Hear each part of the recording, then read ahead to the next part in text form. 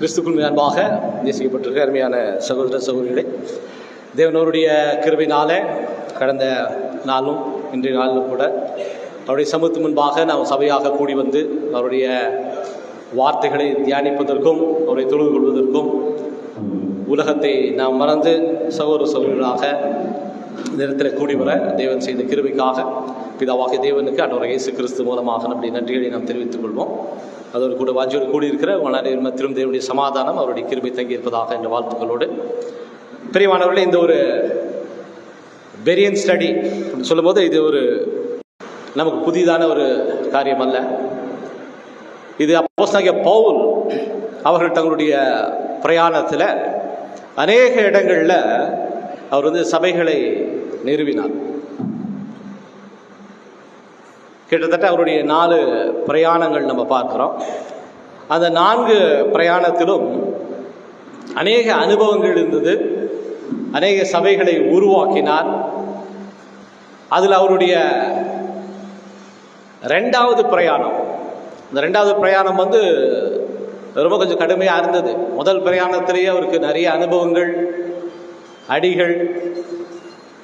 அது ஒரு first experience. கிட்டத்தட்ட 2 வருஷம் வெளியில் போய் புறஜாதி மத்தியில் ஊழியம் செஞ்சாங்க, சபைகளை ஏற்படுத்தினாங்க. 2வதாக தன்னுடைய பிரயாணத்தை துவங்குறாரு.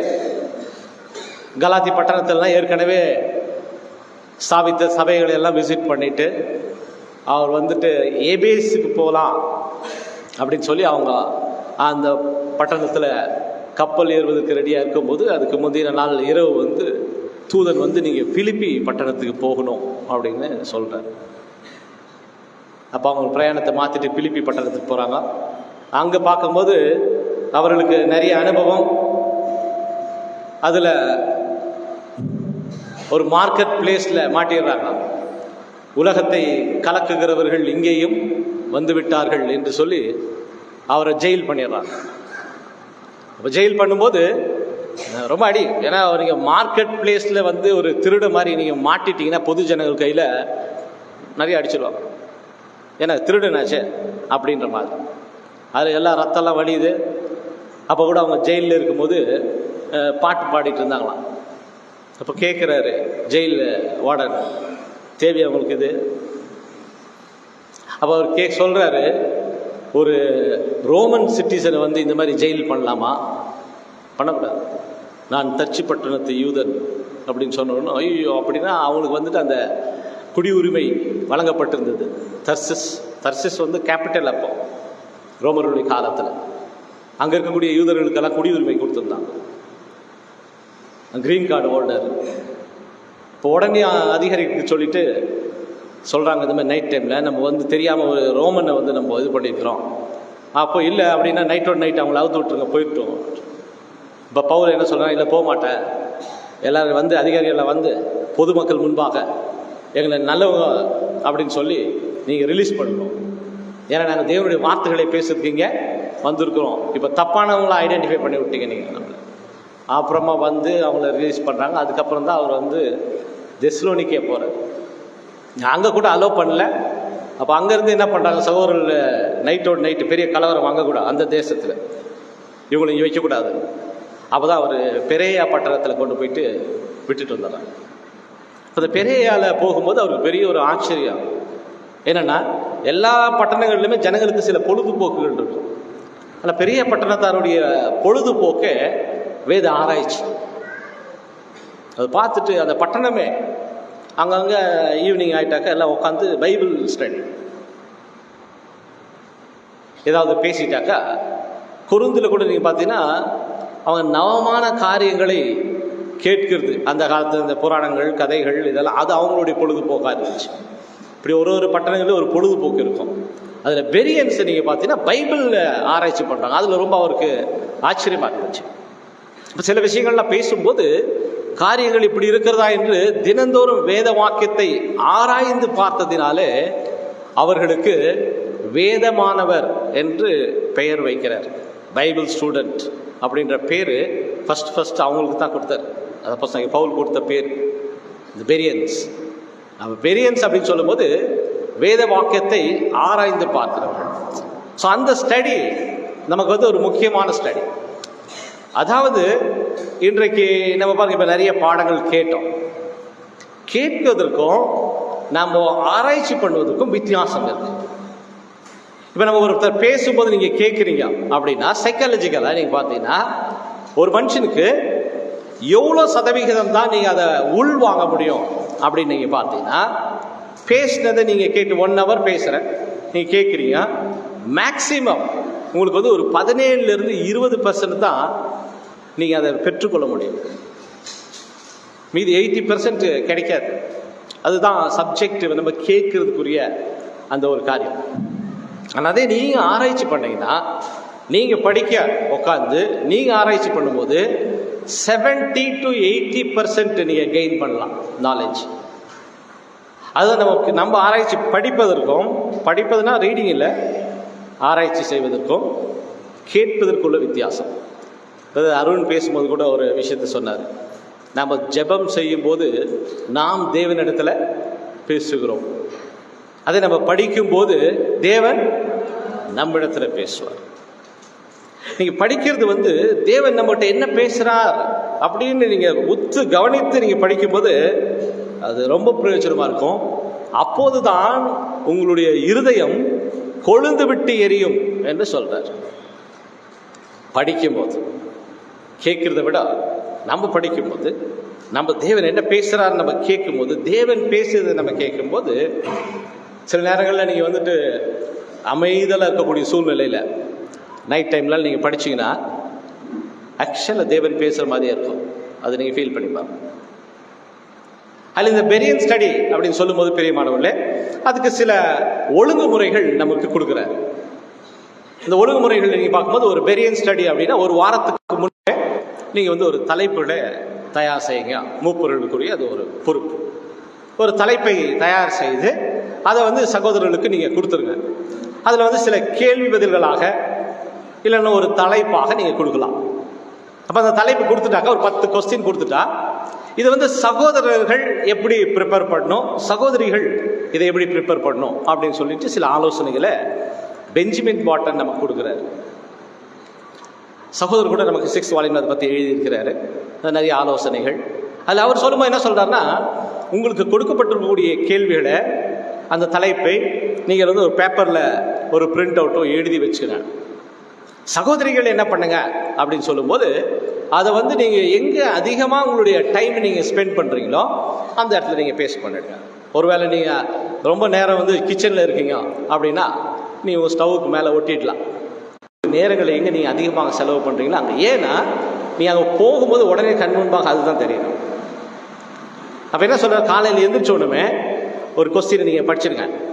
உங்களுடைய வேலையை நீங்கள் ஸ்டார்ட் பண்ணுறதுக்கு முன்னாடி ஃபஸ்ட் போனோம் ஒரு காஃபி டீ போடுறீங்களா, ஸ்டவ் பற்ற வச்சோன்னா ஃபஸ்ட்டு ஒரு கொஸ்டின், அப்புறம் உங்கள் வேலையை ஆரம்பிங்க. அந்த கொஸ்டின் மைண்டில் போயிட்டே இருக்கணும். அதுக்கு ஒரு ஆன்சரு நீங்கள் தியானம் பண்ணிவிட்டு உங்களுடைய வேலையை நீங்கள் துவங்கலாம். அது முடிச்சதுக்கப்புறம் செகண்டு, இப்படி நீங்கள் ஒரு 4 முழுசாக நீங்கள் வேலை செய்யும்போது வேலைகளும் கண்டினியூ ஆகும், படிப்பு நீங்கள் வந்து படிச்சுக்கலாம். அப்படி சொல்கிறாரு. சில நிறைய ஆலோசனைகள் அங்கே கொடுக்குறாரு. அந்த பேஜ் வேணால் நான் உங்களுக்கு வாட்ஸ்அப் பண்ணுறேன். நான் உங்களுக்கு எல்லாருக்குமே அதை நான் கொடுக்குறேன்.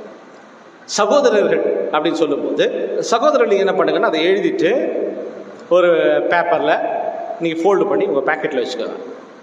பேக்கெட்டில் வச்சுட்டு எங்கெல்லாம் எப்போல்லாம் உங்களுக்கு டைம் இருக்குதோ உடனே நீங்கள் ஓப்பன் பண்ணிவிட்டு அதை நீங்கள் படிங்க. ட்ராவல் பண்ணுறீங்கன்னா அதுதான் உங்களுடைய, அது ஒரு புது சிருஷ்டி வந்து நீங்கள் அப்படி தான் நீங்கள் உங்களுடைய நேரங்களை செலவழிக்கணும். அப்போ ஒரு வாரம் நீங்கள் அதை மெடிடேட் பண்ணிவிட்டு பேப்பர் எடுத்த பேப்பர்லாம் வந்து மார்க் ஆகிருக்கணும், கிழிஞ்சிருக்கணும். எடுத்து பார்க்கறதுனால படித்து வச்சுட்டு அப்படியே புதுசாக இருக்கக்கூடாது. அப்படி என்ன சொல்கிறேன்னா நீங்கள் பண்ணலாம். சில ரூல்ஸ் இருக்குது. அந்த பெரிய ஸ்டடி நீங்கள் பண்ணும்போது நீங்கள் வந்துட்டு ரவுண்டாக உட்காந்துக்கலாம், ஒருத்தர் பார்க்குற மாதிரி. ஒருத்தரை நீங்கள் வந்து இதை பற்றி பேசலாம். நடத்துகிறவர் என்ன பண்ணுனாக்கா, பேசவே கூடாது. அதுதான் இன்னைக்கு என்னுடைய வேலை. நடத்துகிறவர் பேசக்கூடாது, கலந்துருக்கிறவங்க தான் என்ன பண்ணணும், பேசணும். அதனால் எவ்வளோ ஈஸியாக எந்த வேலை இருக்குமோ அந்த வேலை நான் எடுத்துக்கினேன்.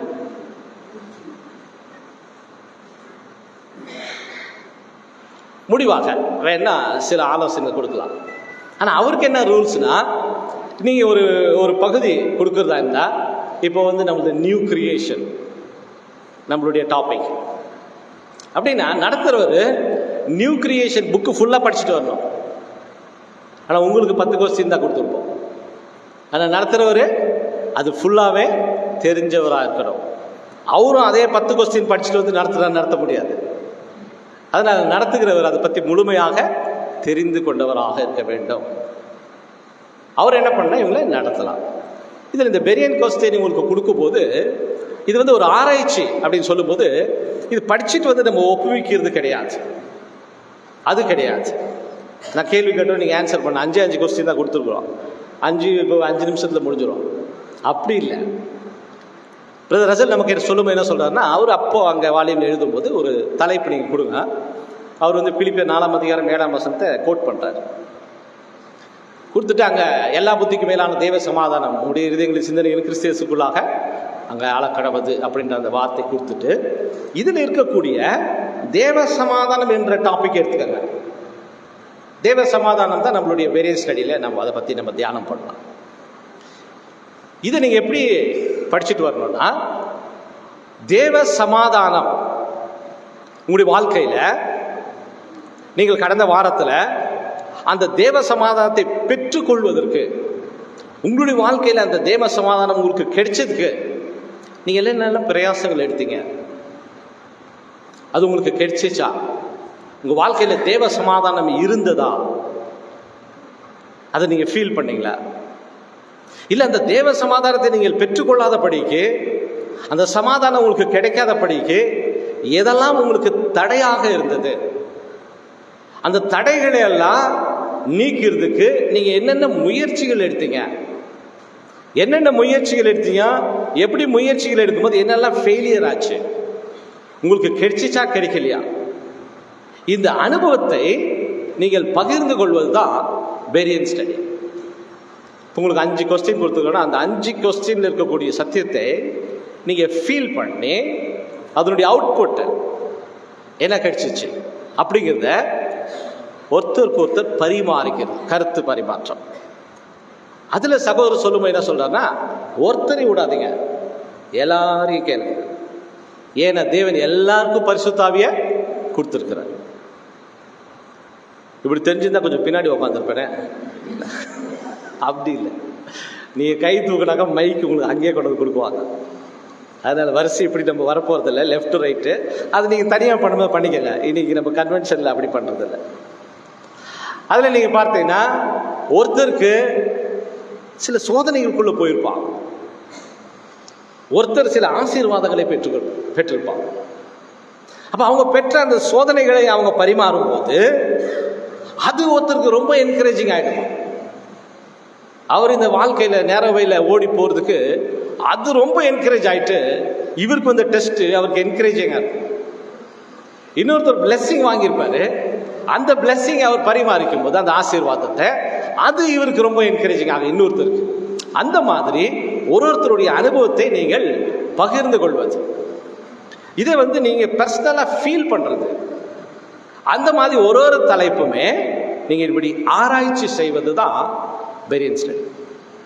பிரதர்கிட்ட கேட்கும்போது, நாங்கள் இப்போ தான் புதுசாக எக்லீசியா ஸ்டார்ட் பண்ணியிருக்கிறோம், எங்களுக்கு ஒரு நல்ல ஒரு ஸ்டடி நாங்கள் நடத்தி நல்ல வளர்வதற்கு, கிறிஸ்துவின் சாயலை, தேவனுடைய சாயலை நாங்கள் அடைவதற்கு என்ன மாதிரி ஸ்டடி நாங்கள் ஸ்டார்ட் பண்ணலாம் அப்படின்னு சொல்லும்போது, அவர் கொடுக்குற முதல் அறிவுரை பெரியன் ஸ்டடி. நீங்கள் ஸ்டார்ட் பண்ணுங்க. ஒரு டெஸ்டமனி மீட்டிங்கு, ஆல் நைட் ப்ரேயரு நீங்கள் பண்ணுங்க அப்படின்ற ஆலோசனைகள் தான் நம்ம கொடுக்குறாரு.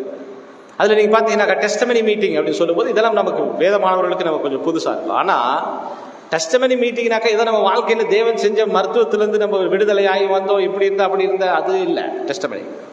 டெஸ்டமனினாக்கா என்ன சொல்கிறாருனாக்கா, சண்டே நடந்த சப்ஜெக்ட் எடுத்துக்கோங்க.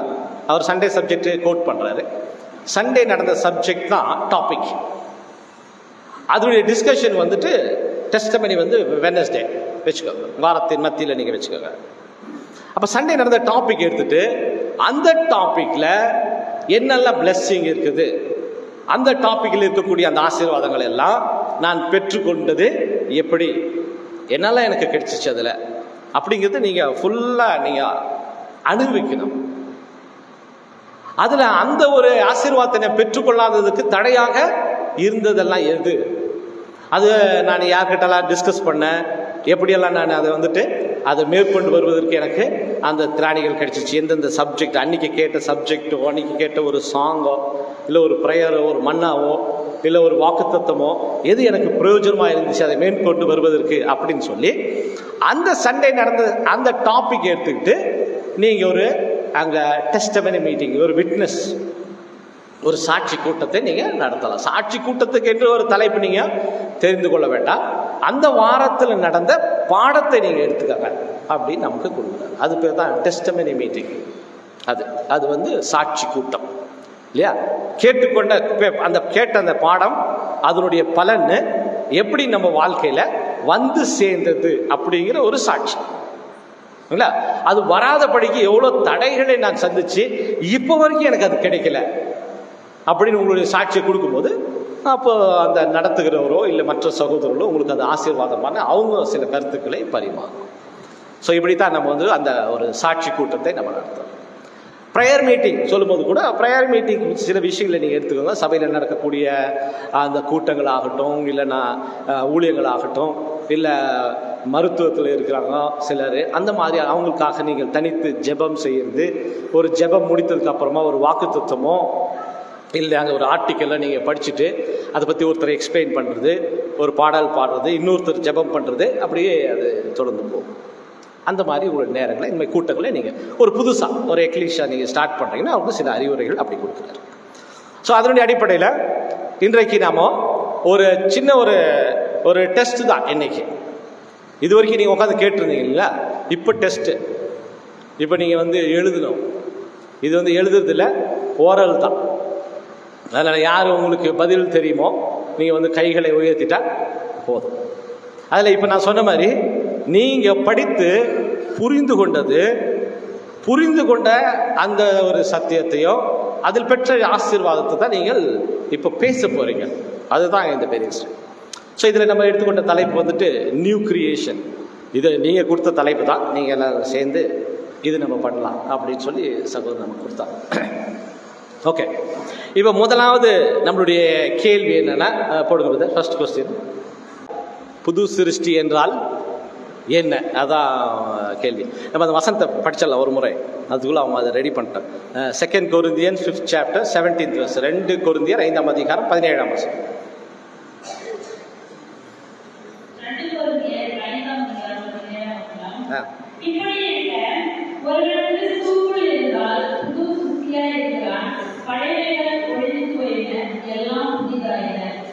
ஓகே, பாருங்க, இதுதான் நம்மளுடைய அந்த ஆதார வசனம்.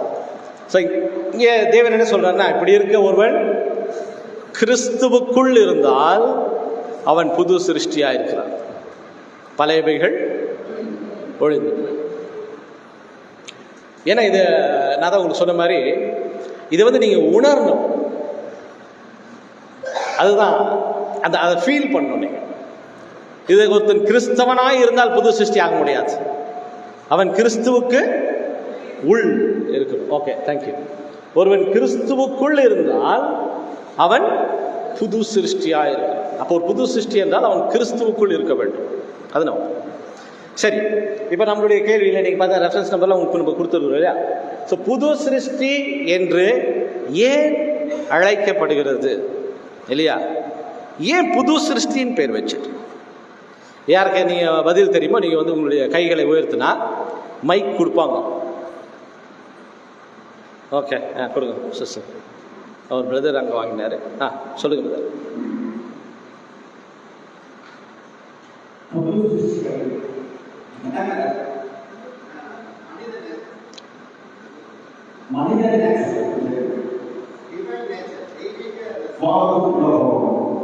ஓகே, அந்த தெய்வீக சுவாபத்துக்காக ஆண்டவர் இயேசு கிறிஸ்து பூமிக்கு வந்து அவர் வாழ்நாளில் அந்த சமாசத்தில் இருந்தாலும் திவ்ய சுவாபம் தேவனுடைய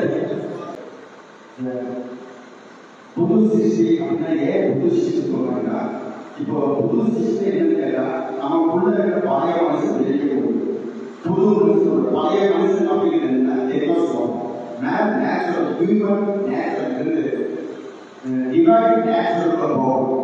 அதுக்கு இயேசு கிறிஸ்து 3 தடவை முடிதான் கரெக்டா ஒரு மேன் நேச்சுரல் இருந்து அப்படியே டிவைன் நேச்சுரல் கரெக்டா போகும். அது அப்படி மாறுவது புது சிருஷ்டிதான். Okay, thank you.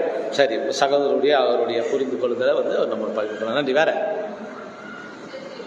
அவங்களுக்கு கொடுங்க, அவங்க என்ன சொல்றாங்க பார்ப்போம். சொல்லுங்க சிஸ்டர்.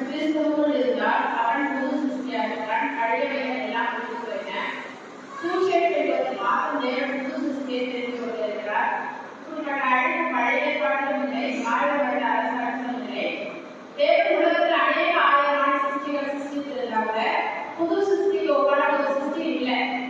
அது மாத்திரம் பெயர்பட்ட வகுப்பான மாத்திரம் புது சிருஷ்டியாக மாற்ற முடியும். அது மாத்திரம் நம்முடைய ஆண்டவராகிய இயேசு கிறிஸ்து கடந்து போன அதே வழியில அவருடைய அடிச்சுவடுகளை பின்பற்றி யாவரும் கடந்து போறாங்களோ அவங்க மாத்திரமே அந்த அழியாமை புது சிருஷ்டிக்குரிய வாழ்க்கையை வந்து பெற்றுக்கொள்ள முடியும். இப்ப புது சிருஷ்டி வந்து நம்மளோட கருநிலையில வைக்கப்பட்டிருக்கிறது. இது நாளுக்கு நாள் வந்து சத்திய வசனத்திலே தேவனுடைய சத்திய வசனத்தில விசுவாச வளர்ச்சியில வளர்ச்சி அடையும் போது நம்முடைய மரணத்தின் போது நம்ம வந்து அழியாமையை பெற்றுக்கொள்ளும். Okay, thank you. சரி, இப்போ நீங்கள் வந்து கொஸ்டினை வந்து நீங்கள் நல்லா அண்டர்ஸ்டாண்ட் பண்ணி இல்லையா, கேள்வியை புரிஞ்சுட்டு 5 கேள்விக்கு ஒரே டைமில் பதில் சொல்லக்கூடாது. நாங்கள் கன்ஃபியூஸ் ஆகிடுவோம். 1 by 1 நம்ம போகலாம். ஓகேங்களா? இப்போ புது சிருஷ்டி என்று ஏன் அழைக்க பாருங்க. இப்போ சகோதரி சொன்ன ஒரு பாயிண்ட். ஓகே, தேவன் நிறைய சிருஷ்டிப்புகளை செஞ்சார் இல்லையா? நிறைய சிருஷ்டிப்புகளை சிருஷ்டி தான். இது கூட ஒரு படைப்பு, ஒரு சிருஷ்டி இல்லையா? தேவன் வந்து ஒரு கிரியேட் பண்ணிக்கிறார். இது ஒரு கிரியேஷன். ஆனால் இதுக்கு ஒரு பேர் கொடுத்துக்கிறாரு. இது பாருங்க, பேர் ரொம்ப முக்கியம் இல்லையா? பேர். ஏன்னா அந்த காலத்தில் நீங்கள் பேர் வைக்கிறது, ஆதாம்கிட்ட வந்து பேர் வைக்கிறதுக்கு மிருகங்களை கொண்டு வரும்போது எப்படி பேர் வைக்கிறாரு? அதனுடைய பழக்க வழக்கங்கள் இல்லையா, அதனுடைய அந்த ஷேப் அதெல்லாம் பார்த்துட்டு அதுக்கு தகுந்த மாதிரி என்ன பண்ணுவாங்க, பேர் வைக்கிறது. இதுதான் அப்படி. இப்போ பிதாவாகிய தேவன் இந்த சிருஷ்டிக்கு நிறைய சிருஷ்டிப்புகளை செஞ்சாரு. இப்போ இந்த சிருஷ்டியை செய்யும்போது என்ன சொல்றாரு? புதுசு என்று பெயர் வைக்கிறார் இல்லையா? நீங்க ஆதியாகமத்தில் பார்த்தீங்கன்னா நிறைய சிருஷ்டிப்பு பற்றி பேசிட்டு போறாரு. இந்த சிருஷ்டிப்புகளை எல்லாம் செஞ்சது யாரு? ஜெனிசிஸ்ல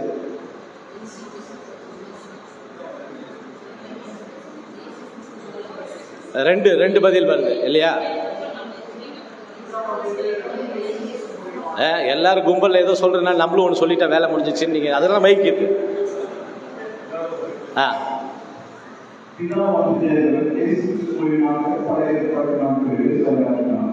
ஓகே, ஆதியாகமம் 1ஆம் அதிகாரம் இல்லையா? பிதாவாகிய தேவன் இயேசு கிறிஸ்து மூலமாக சிருஷ்டித்தார். சிருஷ்டி பண்ணது யாரு? இயேசு கிறிஸ்து இல்லையா? அதில் நீங்கள் பாருங்க, ஒரு நாளும் அங்கே தேவன் சொல்லிட்டு வரும்போது முதல் நாள் வெளிச்சம் உண்டாக கடவுள்ன்றார். வெளிச்சத்தை தேவன் கண்டார், அது நல்லது என்று தேவன் கண்டார் இருக்குது இல்லையா? எல்லா நாளும் சொன்னாரா? இல்லை. எப்போ சொல்ல? 2ஆம் நாள் சொல்ல. அப்புறம் வேற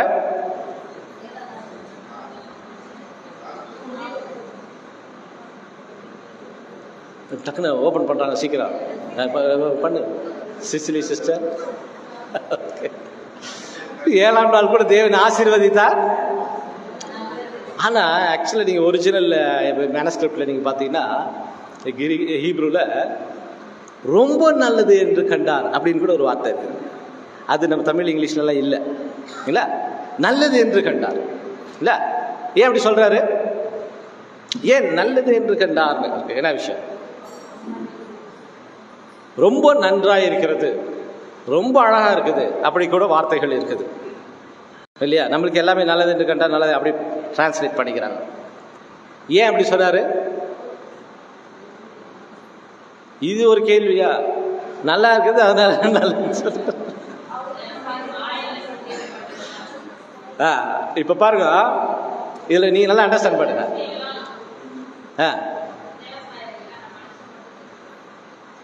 இல்லை, எல்லாத்துக்குமே நல்லது என்று கண்டார் இல்லையா? அதுதான். அதெல்லாம் கேள்வி நீங்க கரெக்டாக அண்டர்ஸ்டாண்ட் பண்ணுங்க. ஓகே, சிருஷ்டி செய்யுது ஜீசஸ் கிரைஸ்ட். இது நல்லா அண்டர்ஸ்டாண்ட் பண்ண. செய்யுது அவர். பவர் யாருது? தேவன். சரிங்களா? இப்போ பாருங்க, தேவனும் குமாரனும் இவர்களுடைய ஐக்கியம் நீங்க பார்க்கும்போது, ஜீசஸ் வந்து இப்போ ஒரு சிருஷ்டி பண்றாரு அவருடைய பவர் வச்சுட்டு, செஞ்சுட்டு அப்படி பார்க்கும்போது நல்லது என்று சொல்றது யார் தெரியுங்களா? பிதாவாகிய தேவன். பிதா தான் பார்த்துட்டு நல்லது, ரொம்ப நல்லா அப்படி சொல்ற. ஆனா ஆதாம் ஏவாளை சிருஷ்டிக்கும் போது ஏன் இப்படி அமைதி அப்படி சொன்னாரா? ரொம்ப நல்லா இருக்கு அப்படி சொன்னார். தெரியுங்களா? ஏன்னா அது ஆதாம் பிதாவாகிய தேவன் பார்த்துட்டு அப்ரிஷியேட் பண்றாரு ஜீசஸ் கிரைஸ்ட. சரிங்களா?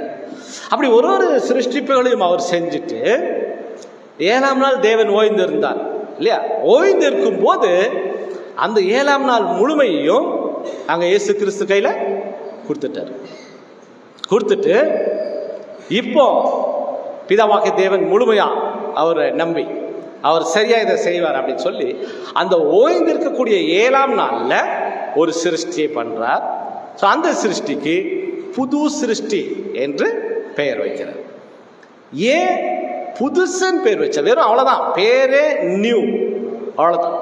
நியூ அப்படின்ற பேர் வச்சிட்டார் இல்லையா? ஏன் அந்த பேர் வச்சாரு? மைக் கொடுங்க. யாரு நீங்க ஹேண்ட் ரைஸ் பண்ணுங்க, உங்களுக்கு மைக் கொடுக்குறாங்க, நீங்க மைக்ல பேசுங்க.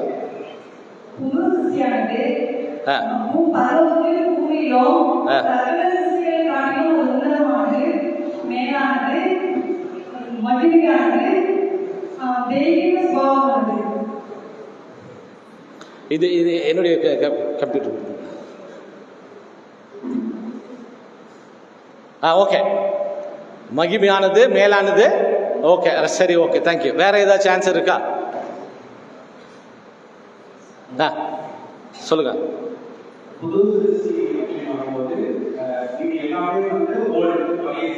ஓகே,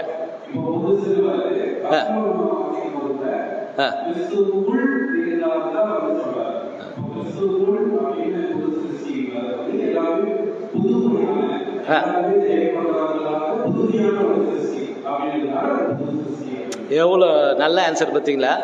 இந்த மாதிரி ஈஸியா நீங்க கண்டுபிடிக்கிறதுக்கு வழி தேடணும். அது பழசு அதனால பழசு, இது புதுசு அதனால புதுசு. என்ன இந்த மாதிரி கேள்வி கேட்டிருக்கீங்க எல்லாரையும் உட்கார வச்சு? அதெல்லாம் ஒத்துக்க முடியாது. சொல்லுங்க பிரதர்.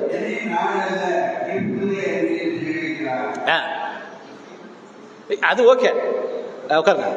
இங்க கேள்வி என்னன்னா, இப்ப பாருங்க, இந்த புது சிருஷ்டி அப்படின்ற ஒரு டாபிக் நம்ம எடுக்கும்போது பிரதர் நமக்கு எழுதும் போதே வால்யூம்ல ஃபர்ஸ்ட் என்ன பண்றாருன்னா, ஃபர்ஸ்ட் கிரியேஷன் பத்தி எழுதிட்டு போறாரு. இதுதான் நீங்க அதை படிச்சு புரிஞ்சுக்க வேண்டியது. முதலாவது புது சிருஷ்டி தான் டாபிக். ஆனா அவர் பேசும்போது ஃபர்ஸ்ட் என்ன பண்றாருன்னா, கிரியேஷன், சிருஷ்டிப்பை பாருங்க, அப்புறமா புது சிருஷ்டியை பார்க்கலாம் சொல்றாரு. இப்ப சிருஷ்டிப்பு அப்படின்னு சொல்லும்போது தேவன் நிறைய சிருஷ்டிப்புகளை பண்றாரு. இப்ப சிருஷ்டிப்புகளை பண்ணும்போது ஃபர்ஸ்ட் தேவன் செய்த சிருஷ்டிப்புகளுடைய மகிமையை நீ அண்டர்ஸ்டாண்ட் பண்ணணும். அப்பதான் புது சிருஷ்டியை நம்ம புரிஞ்சுக்க முடியும் இல்லைங்களா? ஃபர்ஸ்ட் தேவன் செய்யும் போது இந்த பூமி எடுத்துக்கினார். பூமி எடுத்துட்டு பூமியை தேவன் வந்து சிருஷ்டி பண்றார். அதுதான் அந்த 7 எபாக்ஸ் இல்லையா? சிருஷ்டிப்பின் 7 நாட்கள். 7 நாட்கள் பூமியை தேவன் எப்படி மனித குடியிருப்புக்காக தயார் செய்தார் அப்படின்ற ஒரு பாடம் தான் அந்த முதல் அதிகாரம். கரெக்டுங்களா? பூமி. ஆனா துவங்கும் போது தேவன் என்ன சொல்றாரு? ஆதியிலே தேவன் வானத்தையும் பூமியும் சிருஷ்டித்தார் அப்படி சொல்லிட்டு போறாரு. ஆனா அங்க ஒரு வார்த்தை என்ன சொல்றாருன்னா, வானத்தை சிருஷ்டித்தார். வானத்தை பத்தி பேசியிருக்காரா? இல்ல இல்லையா? வானத்தை பத்தி சொல்லல. ஆனா வானம் முக்கியமான ஒரு விஷயம். வானத்துல என்ன இருக்குது? மேகம் இருக்குது. வேற சங்கீதக்காரன் சொல்லும்போது என்ன சொல்றாருன்னா, 19ஆம் சங்கீதத்துல வானங்கள் தேவனுடைய மகிமையை வெளிப்படுத்துகிறது. பார்த்தீங்களா? வானம் அப்படின்னு சொல்லும்போது தேவனுடைய மகிமையை வெளிப்படுத்துகிறது இல்லையா? அதனுடைய சத்தம் பூமியின் கடையாந்தர் வரைக்கும் போகுது. தேவன் வந்து அவைகளெல்லாம் சூரிய சந்திர நட்சத்திரங்களே உண்டாக்கியிருக்கிறார். அவைகளிலிருந்து சத்தம் வருது. அது நம்முடைய காதுகள் கேட்குதா? காதில் என்ன கேட்குதா? சவுண்டு கேட்குறது. ஆனால் வசனம் சொல்லு சவுண்டு வருது அதுலேருந்து அப்படி சொல்றாரு. எதுலேருந்து?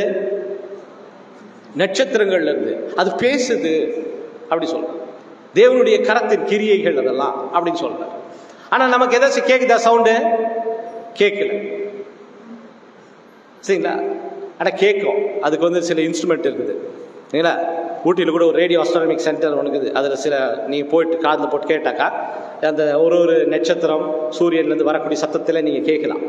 அந்த சத்தத்தை கேட்டு தான் இது எவ்வளோ டிஸ்டன்ஸில் இருக்குது, நம்முடைய பூமியை நோக்கி ஏதாச்சும் வருது, அது எவ்வளோ தூரத்தில் இருக்குது, இதெல்லாம் கண்டுபிடிக்குது ஆராய்ச்சி. சத்தத்தை வச்சு தான். இல்லை, சத்தத்தை வச்சு தானே. இப்போ நான் இங்கேருந்து பேசுறது உங்களுக்கு அங்கே கேட்கும், இவ்வளோ தூரத்தில் இருக்கிறாரு. வெளியிலேருந்து கூப்பிட்டாக்கா ரொம்ப தூரத்துலேருந்து சவுண்டு சொல்கிறோமா இல்லையா? அந்த டிஸ்டன்ஸு சவுண்டெல்லாம் வருது. சில ரேப்பிட் சவுண்டு அதெல்லாம் நம்ம காதில் கேட்டோம்னாக்கா சிலருக்கெல்லாம் கேட்கும். அது ஒரு பெரிய வியாதி, சரிங்களா? சிலருக்கெல்லாம் சவுண்டு கேட்கும் காதில். இல்லை, ட்ரெயின் ஓடுற மாதிரி சவுண்டு கேட்கும். கேட்டுகிட்டே இருக்கும். டாக்டர்கிட்ட வராங்க, என் சவுண்டு கேட்குது காதில், சிக்கு சிக்கு சிக்கு சிக்கு சிக்கு சிக்கு சவுண்டு வந்துட்டே இருக்குது. இன்னொருத்தருக்கு வந்து சுற்றி எடுத்து டங் அடிக்கிற மாதிரி கேட்டுகிட்டே இருக்கும் சவுண்டு. இல்லை, ஆக்சுவலாக தேவன் நம்மளை அப்படி படைக்கலை. இந்த சத்தங்கள்லாம் கேட்காதபடி பண்ணி விட்டுட்டார். கண்ணு கூட அப்படிதான். கண்ணு கூட ரொம்ப அற்புதமான ஒரு கிரியேஷன். சிலர் தான் பார்க்க முடியும், எல்லாத்தையும் பார்க்க முடியாது. பார்த்தாக்கா என்ன ஆகிடும்? எல்லாத்தையும் பார்த்தோம்னா என்ன ஆகிடும்? எல்லாத்தையும் பார்த்தோம்னா ஜீவிக்கவே முடியாது இல்லையா? சில கிருமிகள்லாம் இருக்கும், அது மைக்ரோஸ்கோப் போட்டு பார்த்தோம்னா தெரியும் இல்லையா? நல்ல கேர்டு சாப்பிட்றோம் இல்லையா? என்னது அது? என்னக்குது கேர்டில் இல்லையா? கொஞ்சம் நம்ம கொச்சையை சொன்னாக்கா வெறும் புழுங்க தான் இருக்குது இல்லையா? மைக்ரோஸ்கோப்பில் போட்டு பார்த்தா தெரியும், புழு நண்டிட்டு போயிட்டு இருக்கும். ஒயிட்டாக புழுங்க. நாளையிலேருந்து நான் சாப்பிட்றதே இல்லை பார்க்க தைராய்டு. அது கண்ணுக்கு தெரியாது. அது குட் பாக்டீரியா. நம்ம சாப்பிட்டோம்னா நல்லா வயிற்று போய் நல்லதை கொடுக்கும் இல்லையா? அது கண்ணுக்கு தெரியாத மாதிரி பண்ணிட்டாரு இல்லைங்களா? இந்த கார்பேஜ் குப்பைகளை கொட்டி வச்சுக்கல, அங்கெல்லாம் பாக்டீரியா தெரிஞ்சிட்டு இருக்கோம். கண்ணில் நமக்கு அதெல்லாம் தெரியுதுன்னா கிச்சனுக்குள்ள என்ன பண்ண முடியாது, நம்மளால போகவே முடியாது இல்லையா? ஹோட்டல்லாம் உட்காந்து சாப்பிடவே முடியாது. வழியில் ரோட்டு கடைகள்லாம் நம்ம நின்று சாப்பிடவே முடியாது. அதெல்லாம் தேவன் கட் பண்ணிட்டார். அதே மாதிரி சவுண்டு கூட நிறைய சவுண்டு வானத்தில் வந்துட்டு அதெல்லாம் கேட்காதபடி பண்ணிட்டாரு. சரிங்களா? மைல்டு சவுண்டெல்லாம் கேட்காது. கேட்டுச்சின்னு வச்சுக்கோங்களேன், ஜீவிக்க முடியாது. நமக்கு தூக்கத்தில் கூட என்ன ஆகும்? அதான் தேவன். அதெல்லாம் தேவன் அங்கே சொல்லியிருக்கார் வானத்தில். இதெல்லாம் பிரம்மாண்டமான சிருஷ்டிப்புகள். இதெல்லாம் தேவனுடைய கரத்தின் கிரியைகள். அதுல பூமியை தேவன் சிருஷ்டிக்கும் போது பூமி எப்படி இருந்துச்சு? உருண்டையா இருந்த வெறுமை. அந்த ரைட், ஓகே. ஆக்சுவலா லிட்டரலா அந்த பிளானட் எப்படி இருந்துச்சு?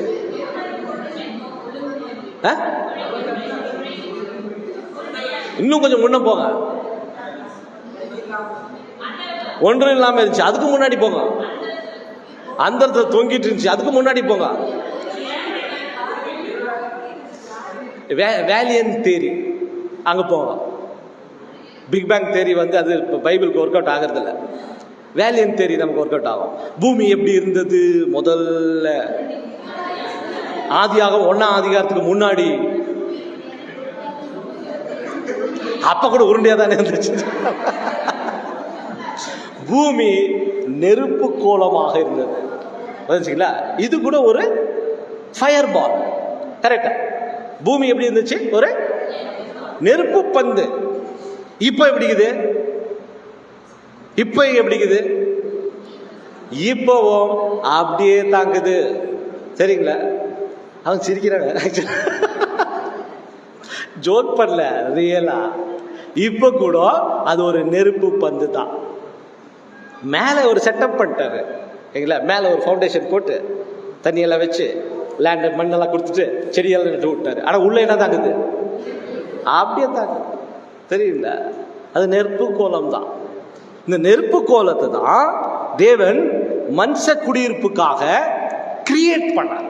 அதுதான் ஆதியாகமம் 1ஆம் அதிகாரம். இல்ல எப்படி ஃபர்ஸ்ட் டே என்ன பண்ணாரு?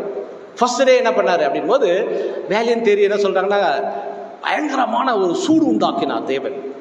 பயங்கரமாக சூடு ஆகும்போது அங்கே இருக்கிற தனிமங்கள் எல்லா இதெல்லாமே நீங்கள் பார்த்தீங்கன்னா மெட்டல்ஸு, பாறைகள் இருக்குது, இதெல்லாம் இருக்கு இல்லையா, இதெல்லாம் வேப்பர் ஆகிட்டு மேலே போயிடுச்சு. இப்போ அலுமினியம், இரும்பு, மண்ணில் எடுக்கிறமே அவைகள்லாம் வேப்பர் ஆகி மேலே போயிடுச்சு. வாவியாகி மேலே போகும்போது ஆட்டோமேட்டிக்காக உங்களுக்கு கூல் ஆகிடும். ப்ரெஷர் கம்மியாகும் போது உங்களுக்கு கூல் ஆகிடும். இப்போ நீங்கள் ஒரு கப் வாட்டர் இங்கே எடுத்தீங்கன்னா ஹீட் ஆகுது. அதே நீங்கள் ஊட்டிக்கு எடுத்துகிட்டு போனீங்கன்னா கொஞ்சம் கூல் ஆகும். அதே எவரெஸ்ட் கொண்டு போனால் என்ன ஆகும்? ஃப்ரீஸ் ஆகிடும். மேலே போக உங்களுக்கு ப்ரெஷர் கம்மியாகும் போது ஃப்ரீஸ் ஆகிடும். இப்போ இங்கே வேப்பர் ஆகி மேலே போனது எல்லாமே ஃப்ரீஸ் ஆகி ரிங்ஸ் ஃபார்ம் ஆயிடுச்சு. நிறைய ரிங்ஸ் ஃபார்ம் ஆயிடுச்சு. இப்போ இரும்பெல்லாம் ஆவியாகி மேலே போயிடுச்சு, பாறைகள்லாம் ஆவியாகி மேலே போயிட்டு. அப்போ என்ன ஆகுனாக்கா, அது டைட் ஆனதுக்கு அப்புறமா பூமிக்கு ஈர்ப்பு விசை இருக்கு. அதனால தான் உருண்டையாக செஞ்சுக்கிறாரு ஈர்ப்பு விசைக்காக. அப்போ என்ன பண்ணுனாக்கா, அது இழுக்கும். மேலே போய் கெட்டியாக மாறணும்னா பூமி இழுக்கும் இல்லையா, அப்போ பூமி மேலே விழும். பூமி மேலே விழும்போது அந்த நெருப்பு என்ன ஆயிடுச்சு? அணைஞ்சு போச்சு. விழுந்துட்டே இருந்துச்சு. கிட்டத்தட்ட 4 நாட்கள் 5 நாட்கள். 6ஆம் நாளில் கூட சிலதெல்லாம் விழுந்துருக்குது. கடைசி பாகத்தில் அதெல்லாம் ஸ்டாப் ஆயிடுச்சு. அப்போதான் பெரிய பெரிய அனிமல்கள்லாம் லேண்டுக்குள்ளே போயிடுச்சு இல்லையா. அதில் பார்த்தீங்கன்னா கட்டியாக இருக்கிறது ஃபர்ஸ்ட் விழுந்துடும். விழும்போது பூமி மேலே நடுவில் விழ முடியாது. பூமியினுடைய 2 துருவங்களில் தான் விழ முடியும். கரெக்டாக நார்த் போல் சவுத் போல் அங்கே தான் விழ முடியும். ஏன்னா பூமி சுற்றிட்டு இருக்கிறதுனால இந்த ஃபேன் சுற்றிட்டு இருக்குது. அதனுடைய அந்த எண்டை நம்ம டச் பண்ண முடியாது. கரெக்ட் தானே? ஆனால் அது சென்டரில் என்ன பண்ணலாம்? டச் பண்ணலாம். அது மாதிரி அந்த நார்த் போல்லையும் சவுத் போல்லையும் தான் வந்து விழுந்து அப்படியே என்ன பண்ண ஒரு பூகம்பம் மாதிரி கிளம்பு. நோவா பீரியட்ல கூட அப்படித்தான். லாஸ்ட் ரிங் இல்லையா, வாட்டர் கேனஃபி என்ன பண்ணுச்சு? நோவா பீரியட்ல விழும்போது நார்த் போல்லையும் சவுத் போல்லையும் தான் விழும். அப்போ அங்கேருந்து என்ன ஆச்சுங்க, பெரிய பூகம்பம் ஏங்களா, கொந்தளிப்பு ஏற்பட்டு அந்த தண்ணி 2 வந்து ஜாயின் ஆகி பேலை அப்படியே மேலே கிளம்பிச்சு இல்லையா. அது கரெக்டாக தேவன் பிளேஸ் பண்ணிட்டாரு. அதை அட்டாக் பண்ணாத படிக்கு ஒரு மலைகளுக்கு பின்னாடி வச்சுட்டாரு பேலையை. இதெல்லாம் நம்ம பார்க்கணும். அப்படி என்ன ஆயிடுச்சுனாக்கா, விழும்போது பூமியில் இருக்கக்கூடிய அக்னியானது அணைந்து போச்சு. நிறைய கார்பன் புகையெல்லாம் நிறைய கிளம்பிருச்சு இல்லையா. நல்ல நெருப்பெரிஞ்சு டக்குனு ஏதோ ஒன்று போட்டா என்ன ஆகும்? புஃப்னு வரும் இல்லையா, அப்படியே அந்த மாதிரி வந்துச்சு. கார்பன் ஜாஸ்தி ஆயிடுச்சு. தென் ஒவ்வொரு நாளும் அதில் என்னெல்லாம் டிஸ்அட்வான்டேஜ் இருக்குதோ அதெல்லாம் அட்வான்டேஜாக நெக்ஸ்ட் டே யூஸ் பண்ணிக்குவார் தேவன். அப்போ நிறைய கார்பன் ஃபார்ம் ஆயிடுச்சு. பூமி கெட்டியாக ஆரம்பிச்சிச்சு இல்லையா. பூமி மேலே எல்லாம் பாறைகள் அதெல்லாம் விழுந்து அதுக்கப்புறம் ரொம்ப ஆழத்தில் இரும்பெல்லாம் எடுக்கணும்னா ரொம்ப ஆழத்துக்கு போகணும். ஏன்னா கெட்டியாக இருந்ததுனால குயிக்காக கீழே போயிடுச்சு. கொஞ்சம் லேசான வெயிட் இருக்குதெல்லாம் மேலே, மண்ணெல்லாம் மேலே இல்லையா, டஸ்ட் எல்லாம் மேலே உட்காந்துருச்சு. இப்போ நம்ம மண் மேலே செடிகள்லாம் வச்சு தேவன் அப்படி பண்ண. அப்போ நிறைய கார்பன் எல்லாம் 3rd டே யூஸ் பண்ணிக்கினாரு இல்லையா. கார்பனிக் ஃபாரஸ்ட் சொல்கிற மாதிரி நிறைய கார்பன் இருந்துச்சு. பெரிய பெரிய மரங்கள் வளர்ந்து அந்த கார்பன் எல்லாம் அது சாப்பிட்டுட்டு ஆக்சிஜன் ப்ரொடியூஸ் பண்ணிச்சு. ஆக்சிஜன் லேயர் ஃபார்ம் ஆச்சு. கேஸ் டிஸ்க் எல்லாம் தேவன் செய்கிறார். இதெல்லாம் வந்து நீங்கள் வந்து போட்டோகிராம் ஆஃப் கிரியேஷன் அந்த புக்கில் பாருங்கள், 7 epochs. ஸோ அதில் சொல்கிறேன், இப்படியெல்லாம் இந்த பூமியை பயங்கரமாக தேவன் கிரியேட் பண்ணுறார், கிரியேஷன். அப்புறமா தேவன் வந்து தாவர செடி கொடிகள் எல்லாம் உண்டாக்குனார். அப்புறம் வந்து பறக்கும் பறவைகள், மீன் வர்க்கங்கள்லாம் உண்டாக்குனார். அப்புறமா அனிமல்ஸ் தேவன் பண்ணார் இல்லை. இதெல்லாம் ரொம்ப அற்புதமான கிரியேஷன். தேவன் பார்த்துட்டு அழகாக இருக்குதுன்னு சொன்னாக்கா அது எப்படி பண்ணியிருப்பார் இல்லையா. என்ன மாதிரி அதை செய்யும் போது தேவ தூதர்களை பாட்டு பாடினார்கள் என்று சொல்லப்பட்டு இல்லையா. பாடுறாங்க ஒரு நாளும் டெய்லி பாட்டு தான். ஒரு சிருஷ்டி பண்ணும்போது ஒரு மியூசிக் நியூ சாங் கம்போஸ் பண்ணுறாங்க. ஒரு நல்லா பாருங்க, அந்த பூசணிக்காய் வெள்ளரிக்காய் அதெல்லாம் வரும்போது எப்படி இருக்கும்? இதெல்லாம் மனுஷனுடைய சாப்பாட்டுக்காக. பூக்கள் இல்லையா, எவ்வளோ ஸ்மெல்லு. பறவைகள், பாடும் பறவைகள், ஆடுறது, மயில் ஆட்டம் எல்லாம் ரொம்ப என்ஜாய் பண்ணாங்க. அப்படி தேவன் கிரியேட் பண்ணிட்டு வர்றார். ஒன்று தேவன். இந்த குளோப் நீங்கள் பார்த்தீங்கன்னா ரொம்ப பெருசு. நம்ம அதை வந்து பார்க்க முடியாது. ஒரு இடத்துல நின்று ஃபுல்லாக பார்க்க முடியுமா? ரொம்ப பெருசு. அதில் பார்த்தீங்கன்னாக்கா நிறைய ஏரியா ஆக்குபை பண்ணிக்குது. பூமி தேவன் சிருஷ்டிக்கும் போது மலைகள் ஒரு பெரிய ஏரியாவை அது ஆக்குபை பண்ணியிருக்குது. 1/4 பாகம் தான் லேண்டு. அந்த லேண்டில் நீங்கள் பார்த்தீங்கன்னா மலைகள், நிறைய மலைகள் இருக்குது. பாலைவனங்கள் இருக்குது. பாலைவனம் இருக்குது இல்லையா. நிறைய வந்து காடுகள் இருக்குது. அமேசான் காடுகளில் மனுஷன் கடக்க முடியாத தூரம். அங்கெல்லாம் சன்லைட் கூட போகிறது இல்லை. அது மனுஷன் பார்க்காத மிருகங்களாக இருக்குது. இதெல்லாம் தேவனுடைய படைப்பு. இவையெல்லாம் தேவன் படைச்சார். மனுஷன் தான் சிருஷ்டிப்பின் நாட்கள். அப்படியே நீங்க கொஞ்சம் வானத்தை சிருஷ்டித்தார்னு சொல்றாரு இல்லையா, கொஞ்சம் நீங்க மேல வானத்தை பார்த்தீங்கன்னா பிரம்மாண்டமான கிரியேஷன். நம்மளுடைய பூமி அந்த வானத்தில் இருக்கக்கூடிய சூரியன்களுக்கு முன்பாக பூமி ஒண்ணுமே இல்லை, ரொம்ப சின்னது தான். அதை நீங்க பாருங்க, நம்ம பாருங்க. ஓகே, நீங்க தேவன்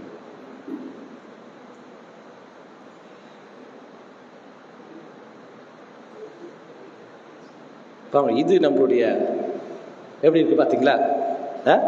நம்மளுடைய பூமி, நம்மளுடைய சூரியன் இல்லையா, எப்படி இருக்கு பாருங்க, எவ்வளோ எவ்வளோ சின்னதாக இருக்குது. நம்மளுடைய சூரியன் முன்னாடி நம்மளுடைய பூமி எப்படி இருக்குங்களா? ஒன்றுமே கிடையாது, சின்ன டாட், அவ்வளோதான். இதுதான் தேவன் வந்துட்டு கிட்டத்தட்ட எவ்வளோ 1000 ஆண்டுகள் எடுத்துக்கொண்டார் இதெல்லாம் கிரியேஷன் பண்ணுறதுக்கு, சிருஷ்டிப்பு முடிக்கிறதுக்கு. 42,000 வருஷம், 6 நாட்கள் சிருஷ்டிப்பு. 7000 நம்ம சொல்கிறோமே, அது சூரியனுக்கு முன்பாக ரொம்ப சின்னது. சூரியன் அவ்வளோ பிரம்மாண்டமானது. சூரியனுக்கு ஒரு பெரிய விஷயம். ஆனால் இந்த சூரியன் நம்மளுடைய கேலக்சியில் நீங்கள் பார்த்தீங்கன்னா ரொம்ப சின்ன சூரியன் தான். பாருங்க, நம்மளுடைய சூரியன் இதெல்லாம், நம்மளுடைய சூரியன் எவ்வளோ சின்னதாக இருக்குது பாருங்க. இதில் ஒரு சின்ன ஒரு பிக்சல் டாட், அவ்வளோதான். அங்கே இதை வைக்கல, டாட் கூட வைக்க முடியாது, அவ்வளோ சின்னது. நம்மளுடைய கேலக்சியில் நீங்கள் பார்த்தீங்கன்னா, இங்கே ஆர்ட்ரஸ் பற்றி எழுதுறாரு யோபு சொல்லும்போது, இந்த ஆர்ட்ரஸ் நீங்கள் பார்த்தீங்கன்னா அது 4th அந்த சூரியன் 4வது இடத்துல இருக்குது, ரொம்ப பக்கத்தில் இருக்கக்கூடிய சூரியன். ஆனால் ஆக்சுவலாக நம்மளுடைய கேலக்சியில் நீங்கள் பார்த்தீங்கன்னா ரொம்ப பெரிய சூரியன் இதுதான் இல்லைங்களா. இது வந்துட்டு யூஐ ஸ்கூட்டி பெருசாகுது. அது முன்னாடி ஆர்த்தரஸ்லாம் நீங்கள் பார்த்தா ரொம்ப டாட் தான், அப்புறம் பிக்சல் டாட், அவ்வளோதான். பெரிய பெரிய சூரியன்களை தேவன் வந்து உண்டாக்கிறது. இதெல்லாம் பாருங்கள் எவ்வளோ மகத்தானது. இதெல்லாம் ஒரு பிளான் வச்சுக்கிறார் தேவன். இதெல்லாம் தேவன் படிச்சுட்டு, ஸோ இதெல்லாம் தேவன் படிச்சுட்டு பாருங்க சொல்றாரு. யோபுல கூட சொல்றாரு. யோபுல சொல்லும் போது இந்த சூரியன் நட்சத்திரங்களை எல்லாம் அதனுடைய அந்த நீ வந்து ஆளுகை செய்வாயோ, அது எப்படி சுத்திட்டு வருது, இதெல்லாம் உனக்கு தெரியுமா? தேவன் அதெல்லாம் கேட்கிறார். இதெல்லாம் இந்த பிரம்மாண்டங்களை எல்லாம் தேவன் படைத்துட்டு இப்ப சொல்றார் தேவன், இப்ப நான் செய்ய போகிற சிருஷ்டி நியூ கிரியேஷன் அப்படி சொல்ற, புதுசு. ஏன்னா இவ்வளவு பிரம்மாண்டமானவைகள் எல்லாமே இதுவரைக்கும் தேவன் சிருஷ்டித்தது சகோதரி சொன்ன மாதிரி அழிவுக்குரியவைகள், அழிஞ்சு போயிடும். இவ்வளவு பெரிய ஸ்டார் நீங்க பாத்தீங்கன்னா, சூரியனா ஒரு ஸ்டார், பெரிய ஸ்டார். அந்த ஸ்டாரு அழிவுக்குரியவன், சரிங்களா, டக்குன்னு அழிஞ்சு போயிடும். அவ்வளோ பெரிய ஸ்டாரு. சில நேரங்களில் வந்து நட்சத்திரங்கள் பிறக்கும் போது ஒரு ஒரு ஒரு ஸ்டார் உருவாகும் போது ஒரு பிளாக் ஹோல் உருவாகும் வானத்தில். அந்த பிளாக் ஹோல் என்ன பண்ணனாக்கா பக்கத்தில் இருக்கக்கூடிய எல்லா நட்சத்திரத்தையும் இழுத்து உள்ள போட்டுரும். அந்த பக்கம் பார்த்தீங்கன்னா ஒன்றுமே தெரியாது. அதான் பிளாக் ஹோல்னு சொல்றது. பெரிய பெரிய நட்சத்திரங்கள் அதுக்குள்ள உஸ்க்கு உள்ள போடும். அப்புறமா ஒரு புதிய நட்சத்திரம் வந்து உருவாகும். அதனால இதெல்லாம் இவ்வளவு பெரிய பிரம்மாண்டமான, இது கூட ஒரு நட்சத்திரம் தான் இந்த படம். இது இவ்வளவு பிரம்மாண்டமானது அழிவுக்குரியது. இன்னுமா ஏஞ்சல்ஸ் எல்லாம் பண்ணிக்கிறாரு, எல்லாம் அழிவுக்குரியது. மனுஷனை உண்டாக்குனார், எல்லாம் அழிவுக்குரியது. இப்ப செய்ய போகுது அது அழிவில்லாத ஒன்று. அதனாலதான் அதுக்கு புதுசு என்று பெயர் வந்தது. என்ன பழசுனாக்கா இதுக்கு அது வித்தியாசம் இருக்கு. இப்ப நீங்க பாயிண்ட் வந்துடுவீங்க இல்லையா? அப்ப இந்த புது சிருஷ்டியை தேவன் உருவாக்குறார். எப்படி உருவாக்குறார்? இந்த புது சிருஷ்டியானது உருவாகும் போது தேவன் ஒரு ஒரு பொருளையும் உருவாக்கும் போது ஒரு ஒரு தனிமங்களை எடுத்துக்குவார். இதுதான் மெத்தட் ஆஃப் கிரியேஷன் இல்லையா? ஒரு ஒரு சிருஷ்டி இப்ப வந்து ஒரு மீனை உண்டாக்கணும் அப்படின்னு சொன்னா தேவன் என்ன பண்ணுவார்? என்ன பண்றாரு? எப்படி உருவாக்குறாரு? எல்லாத்தையுமே தேவன் மண்ணினால. மண்ணுங்கிறது இது மண்ணுன்னா இப்ப ஆதாமை தேவன் செஞ்சாரு. எந்த மண் எடுத்துக்கினாரு? எந்த மண்? ஆதாம் என்றால் என்ன மீனிங்? மைக்கை கொடுங்க, சொல்லுங்க. செம்மண். செம்மண்ணா களிமண்ணா? களிமண்ணா? சம்டைம் திட்டுவாங்க இல்லையா, களிமண் ஆகுது அப்படின்னு சொல்லுவாங்க இல்லையா? செம்மண். ஏன் செம்மண்? செம்மண்ணா சிவப்பு கலர் மண் தேவன் எடுத்துனாரா? ஏன் அப்படி சொல்றோம்? செம்மண், மினரல்ஸ். அவர் சயின்டிஸ்ட், உங்க தேரிக்கு நாங்கள் வரோம். தேவன் மண்ணெல்லாம் எடுக்கல இல்லையா? செம்மண், களிமண் எல்லாம் கிடையாது இல்ல, மண்ணில் இருக்கக்கூடிய மூலகங்கள். ஏன்னா நமக்கு புரியுறதுக்காக தேவன் அப்படி பேசுவார். எல்லா காலத்துக்கும் எந்த மாதிரியான நாலேஜில் இருக்கிறவங்களுக்கும் புரியுறதுக்காக தேவன் அந்த மாதிரி ஒரு பிளெயின் டேர்ம்ல பேசிட்டு போவார், நம்ம புரிஞ்சுக்கணுன்றதுக்காக. மண் அப்படின்னா எஸ் நீ மண்ணிலிருந்து வந்திருக்கிற, அவ்வளவுதான். அப்படின்னா தேவன் மண்ணை எடுத்து பொம்மை செஞ்சு படுக்க வச்சுட்டு மூக்கில் ஊத்துனாரா? அப்படி கிடையாது. அப்படி பண்ணாருனாக்கா எல்லா மிருகங்களையும் மண்ணில் தான் செஞ்சாரு. அப்போ அதை கிரியேட் பண்ணுறது தான் அவருக்கு பெரிய வேலையாயிட்டு இல்லையா? ஒரு ஒரு மிருகத்தையும் செஞ்சு செஞ்சு பறவைகள்லாம் செஞ்சு வச்சார, காய வச்சுட்டு அப்புறம் உருவாக்குனாரா? பறந்து போக இல்லைன்னு அப்படி இல்லையா? தேவன் வந்துட்டு அதில் இருக்கக்கூடிய தனிமங்கள்னால உருவாக்குறாரு. இப்போ நம்ம 106 தனிமங்கள் இருக்குது, மினரல்ஸ் இல்லைங்களா? எல்லாம் இருக்குது, ஸ்ட்ரென்த் எல்லாம், அயன், புரோட்டீன் எல்லாம் சொல்கிறோம். நம்ம கால்சியம், மேக்னீஷியம், பொட்டாசியம் எல்லாமே மண்ணில் இருக்கிறது. எடுத்துட்டு சில ஈக்குவேஷன் இது இவ்வளோ போட்டாக்கா சரீரத்தை உருவாக்கலாம் இல்லையா? அப்படி தேவன் வந்து மனுஷனை உண்டாக்கினார். நீங்கள் யோசித்து மனுஷனை வந்து இப்படி தான் மினரல்ஸ் எல்லாம் வச்சுட்டு இது அவருடைய கிரியேஷன். மனுஷனை உண்டாக்கினார். ஆதாம் ஏன் பேர் வச்சார்னா, ஆதாம் என்றால் ரெட், அவ்வளோதான். ஆதாம் என்று மனுஷனுக்கு பேர் வச்சாரா, மனுஷிக்கு பேர் வச்சாரா? இல்ல, வேற என்ன சான்ஸ் இருக்கா? ஆதாம் யார் பேர் வச்சாரு? அவங்களுக்கு தான் ஏவாள்னு பேர் வச்சார். தேவன் பேச்சது. தேவன் ஆதாமன் பேர் வச்சாரு. யாருக்கு வச்சாரு? இல்ல, 2 பேருக்கு சேர்த்து ஆதாமன் பேர். 2 பேர் சேர்த்து இல்லையா? மனுஷன் மனுஷி இல்லைங்களா? அப்படி தமிழ்ல இருக்குது. ஆக்சுவலி நீங்க இங்கிலீஷ்ல படிக்கணும். அந்த வசனத்தை நீங்க இங்கிலீஷ்ல படிச்சீங்கன்னா, படிக்கிறீங்களா யாராவது?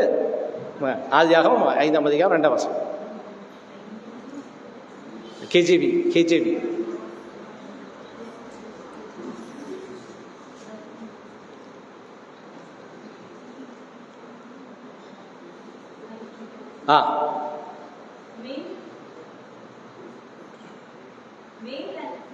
இல்லை, அது மைக் வேலை செய்யல. மைக் வேற கொடுங்க. அந்த மைக் கொடுக்காதீங்க, அது வேலை செய்யுது.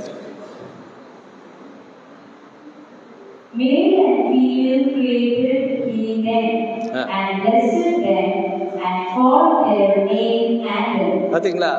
அவளை ஆணும் பெண்ணுமாக சிருஷ்டித்து அவர்களுக்கு ஆதாம் என்று பெயர் வச்சார். 2 பேருக்கு சேர்த்து ஆதாம் பேர். ஏன் ஆதாம் என்றால் ரெட் அப்படிங்கிறது தான் மீனிங், சிவப்பு. ஏன்னா பார்க்கறதுக்கு எப்படி இருந்தாங்க? ஆமா, நம்ம கூட பேர் வைக்கிறது இல்லையா, பிங்கி. ஏன்னாக்கா பிளாக்கின்னு வச்சு, அது வேற, பிளாக்கி இல்லை, பிங்கி, பிங்க் ஆக்குற. ஆனால் ஆதாமுக்கு தேவன் ரெட்டுன்னு பேர் வச்சார். ரெட் டிரான்ஸ்பரண்ட் ஆகுது, உள்ள இருக்கிற பிளட் ஓடுது, அது டிரான்ஸ்பரண்ட். கண்ணெல்லாம் பார்த்தீங்கன்னாக்கா, என் கண்ணத்தை பார்த்தீங்கன்னா ஒன்றும் தெரியாது, குழந்தைங்களுக்கு சிக்ஸ் எல்லாம் ரெட், உள்ள இருக்கிற பிளட் தெரியும் டிரான்ஸ்பரண்டா. அப்படிதான் 2 பேருமே இருந்தாங்க, டிரான்ஸ்பரண்டா. பாருங்களேன், அப்போ தூதர்களே மயங்கிட்டாங்கனாக்கா எப்படி இருந்திருப்பாங்க அவங்கெல்லாம்? டிரான்ஸ்பரண்டா ரெட்னு பேர் வச்சார். அவர்களை என்ன பண்ணாரு? தேவன் சிருஷ்டித்தார் இல்லையா? தேவன் இதெல்லாம் சிருஷ்டித்து இப்போ தேவன் சிருஷ்டி பண்ணும்போது அதுக்கு புதுசு என்று பேர் வைக்கிறார். அப்படின்னா தேவன் இதுவரைக்கும் யூஸ் பண்ண மெத்தட் யூஸ் பண்ற. இப்போ ஆதாமை அந்த 106 மினரல்ஸ் எடுத்து யூஸ் பண்ண, ஒரு மினரல் எடுத்துக்கினாரு, ஒரு சிருஷ்டி பண்ணார். ஆனா இப்போ புது சிருஷ்டி தேவன் செய்யும் போது அந்த மெத்தட் யூஸ் பண்றது இல்லை.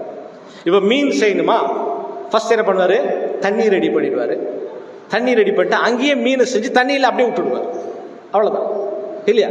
லேண்ட் ரெடி பண்ணிடுவாரு, மிருகங்கள் லேண்ட்ல செஞ்சு அங்கேயே விட்டுடுவார் இல்லையா? மீன் வந்து அங்கே வனாந்திரத்தை செஞ்சு கொண்டு போய் தண்ணியில் விடுறாரா? இல்லை, அங்கேயே செஞ்சுருவார். ஃபர்ஸ்ட் அதுக்கு ஒரு அட்மாஸ்பியர், அதுக்கப்புறம் அங்கேருந்தே மினரல்ஸ் எடுத்து அங்கேயே செஞ்சு விட்டுடுவார். இதுதான் மெத்தட், ஓல்டு மெத்தட். அப்ப நியூ தேவன் ஏன் சொல்றாருன்னா, அதோடைய மெத்தட் நியூ, சரிங்களா? அந்த ப்ராசஸ் அது நியூ, அது வாழுகிற இடம் எல்லாமே நியூ, அது உருவாகிற இடம், அது பெறக்கூடிய மகிமை இதுவரைக்கும் எதுக்குமே அந்த மாதிரி கொடுத்தது கிடையாது. ஒவ்வொரு கிரியேஷனையும் தேவன் உருவாக்கும் போது முதலாவது அதற்கு சாதகமான சூழ்நிலைகளை உருவாக்கும். அப்புறமா அந்த கிரியேஷன் பண்ணுவார் இல்லையா? அப்புறம் பண்ண முடியும். இப்போ பூமி வந்து நெருப்பு கோலமாக இருந்துச்சு, உடனே மனுஷனை செய்ய முடியாது. ஃபர்ஸ்ட் அதுக்கு சாதகமான சூழ்நிலைகள் எல்லாம் 42,000 வருஷம் ஆகிப்போச்சு. அதுக்கப்புறம் தான் மனுஷன் கிரவுன் கிரியேஷன் ஆஃப் காட்னு பார்க்கணும். ஆனா புது சிருஷ்டி செய்யும் போது தேவன் அப்படி கிடையாது. எல்லாமே அதுக்கு பாதகமான சூழ்நிலைகளாக இருக்கும். புது சிருஷ்டி வாழ போகிற இடம் எது? பரலோகம். அதுடைய சரீரம் ஆவிக்குரிய சரீரம், கரெக்டா? ஆனா அது உருவாகிற இடம் எது? பூமி. எந்த சரீரத்துல? மாம்ச சரீரத்தில். அது ஒரு பரிசுத்தமான சிருஷ்டி. புது சிருஷ்டி பாவம் செய்யுமா? செய்யாது. ஆனா மாம்சம் எவ்வளவு பார்த்து இவ்வளவு சப்ஜெக்ட் நீங்க பேசிட்டு கூட கன்ஃபார்மா ஒத்துக்கிறாங்க இல்லையா? மாம்சம் பாவம் செய்யும். அங்க கொண்டு போய் வச்சிருவாரு புது சிருஷ்டி. சாதகமான சூழ்நிலையா? வளர முடியுமா? வாழ முடியுமா? தேவன் மீனையே தண்ணியில பண்ணார்னா தண்ணியில இருந்தா நல்ல வாழலாம், நல்ல வளரலாம், நல்ல இனவிருத்தி ஆகலாம். அது சாதகமான சூழ்நிலை. திமிங்கலத்தை வச்சுட்டாரு கீழே, அது போய் உட்காந்துரும். ரொம்ப டீப்ல இருக்கும். அது அங்க இருக்கிறதெல்லாம் போச்சு பெரிய லென்த்தா இருக்கும். நல்ல கடலை நல்லவா, அதனால தேவன் அங்க பண்ணார். ஆனா புது சிருஷ்டி அது வாழவே முடியாத இடம். ஒரு கிரியேஷன் பண்ணும்போது தேவனுடைய இன்வால்மெண்ட் இருந்துச்சு இல்லையா? வெளிச்சத்தை உண்டாக கடவுது என்று சொன்னார். ஆனா புது சிருஷ்டி செய்யும் போது தேவன் ஓய்ந்திருக்கிறார் இல்லையா? அப்ப இது புது சிருஷ்டி நீங்க பார்த்தா எப்படி உருவாகுது? புது சிருஷ்டி உருவாகுது என்ன மாதிரியான ஒரு தனிமத்தை எடுத்துக்கொள்கிறார் தேவன். என்ன மாதிரியான ஒரு மெட்டீரியல் எடுத்து இந்த புது சிருஷ்டியை செய்கிறார். என்ன material? Very good, correct answer. கேட்டுச்சிங்களா? எதனால பார்த்தீங்களா? ரொம்ப அற்புதமான ஒரு கிரியேஷன். இது வரைக்கும் தேவன் அப்படி ஒன்று செஞ்சதே இல்லை. அதனால தான் அதுக்கு புது சிருஷ்டி என்று பேர். தேவன் வெறும் வார்த்தை வச்சிருக்காரு, அவ்வளவுதான். இப்ப பாருங்க, அவருடைய கிரியேஷன் எல்லாம் கூப்பிட்டுட்டு தூதருக்கு சொல்றாரு, இப்ப நான் ஒரு கிரியேஷன் பண்ண போறேன், நான் பண்றது இல்லை. இப்போ தேவன் வெரைட்டிஸ் பண்ணார் தெரியுங்களா? ஒரு கிரியேஷன் வெரைட்டியா. ஏன் இவ்வளோ ஃப்ரூட்னா அவ்வளோ வெரைட்டி? ஏன் அவ்வளோ வகை வகையாகனா தேவனுடைய வல்லமையை நமக்கு காமிக்கிறார். என்னுடைய வல்லமையில எவ்வளோ பண்ண முடியும் பாருங்க. பண்ணிட்டே இருக்கலாம். அது வெரைட்டி ஆயிட்டு போயிட்டே இருக்கும். ஒண்ணுதான் தேவன் செய்வார், மீதெல்லாம் அப்படியே போயிட்டே இருக்கும். அதோடைய வல்லமை. இப்போ தேவன் சொல்றாரு, என்னுடைய வார்த்தைக்கு வல்லமை எவ்வளவு இருக்குன்னு நீங்க இப்ப பார்க்கலாம். அதான் புது சிருஷ்டி. வெறும் வார்த்தை வச்சுட்டார், அவ்வளவுதான். எதுவுமே தேவன் சொல்லல. இப்ப நம்மளா அந்த வார்த்தை என்ன பண்ணோம்?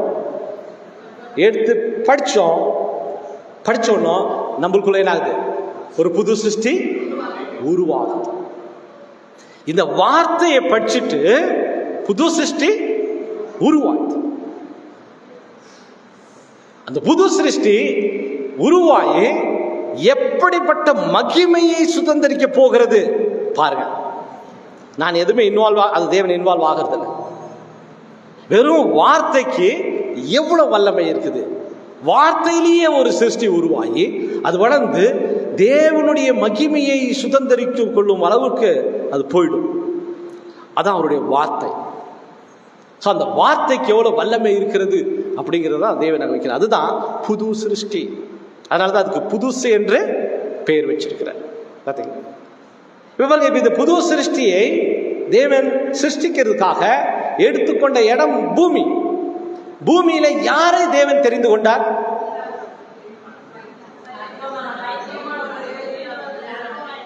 ஒரு விஷயமா தான் நல்ல மைண்ட்ல உட்கார்ந்துட்டு இருக்குது. பைத்தியமானவர்களை நாங்க எவ்வளவு டீசெண்டா பேசிட்டு இருக்கிறோம் இல்லையா? அப்ப நம்மளாம் யாரு? தேவன் நீங்க பார்த்தீங்கன்னா உலகத்துக்கு நாம் பைத்தியக்காரர்களாக இருப்போம். உலகத்தின் பார்வைக்கு நம்மள பைத்தியக்காரங்களா? நம்ம தான் ஆக்சுவலா இன்டெலிஜென்ட் கிரியேஷன். நம்ம தான் இந்த உலகத்துல உட்காந்துக்கிறீங்க பாருங்க. இந்த பெருந்துறையில ஞானம்னா நீங்க மாத்திரம்தான். ஆக்சுவலா இந்த ஃபேக்ட் பார்த்தீங்களா? அவங்க பார்வைக்கு நம்ம எப்படி தெரியுறோம்? ஏன்னா நமக்கு அது உலகத்துல ஆசை இல்லை, இல்லைங்களா? ஏதோ கொடுத்தா கூட என்ன பண்ண மாட்டோம், எனக்கு அது வேண்டாம், என்னோடது இல்லை அப்படின்னு நம்ம சொல்லிடுவோம். ஆகையினால உலகத்திற்கு பைத்தியமானவர்கள் அவர், ஒன்றும் இல்லாதவர்கள். ஏங்களா? தேவன் அப்படித்தான் செலக்ட் பண்றார். இல்ல எவ்வளவோ இருக்குது உலகத்துல, ஆனா தேவன் எப்பேற்பட்ட ஒருத்தரை செலக்ட் பண்ணிக்கிறார் அப்படின்னு பார்த்தீங்கன்னா, மனுஷன் அவன் ரொம்ப கீழே. நம்மளாம் ஆக்சுவலா ஒண்ணுமே இல்லாதவர்கள், படித்தவர்கள், மேதைகள், பலவான்கள், ராஜாக்கள், கல்விமான்களுக்கெல்லாம் மறைத்து ஒன்றும் இல்லாதவர்கள் நம்மள என்ன பண்ணாங்க தெரிந்து கொண்டார். ஏன் நம்மளை தெரிந்து கொண்டார்? நம்மளை ஏன் செலக்ட் பண்ணாரு? ஒன்றும் இல்லாதனாலயா? நம்மளை ஏன் செலக்ட் பண்ணாரு? ஏன் ஒன்றும் இல்லாத நம்மை தெரிந்து கொண்டார்? வெரி குட், கரெக்ட் வசனம் சொன்னாங்க. மாம்சமான எவரும், அதே தான், அதுலயே 1 கொரிந்தியர்லயே சொல்றாரு, மாம்சமான யாவரும் தேவனுக்கு முன்பாக பெருமை பாராட்டாதபடிக்கு அப்படி செய்தார். ஏன்னா படிச்சவனா இருந்தா அவன் சொல்லுவான், நான் படிச்சு இந்த நிலைமைக்கு வருது எவ்வளவு கஷ்டப்பட்டு தெரியுமான்னு சொல்லுவான். அவனுக்கு அந்த வாய்ப்பு கொடுத்தா அதே தான் என்ன பண்ணிடுவான், நான் படிச்சு பெரிய ஆளா இருக்கிறதுனால தான் இந்த வாய்ப்பு வச்சுன்னு சொல்லிடுவான். அதனாலதான் படிக்காதவர்கள், ஒன்றும் இல்லாதவர்களை தேவன் தெரிந்து கொண்டார். அப்படின்னா நம்மகிட்ட ஒண்ணுமே இல்லையா? ஒண்ணுமே இல்லையா? நம்மகிட்ட ஒண்ணுமே இல்லாம நம்மளை செலக்ட் பண்ணிட்டாரா? நம்மகிட்ட என்னத்தை பார்த்து நமக்குள்ள இந்த சிருஷ்டியை உருவாக்குறார்? இப்ப சொல்லுங்க.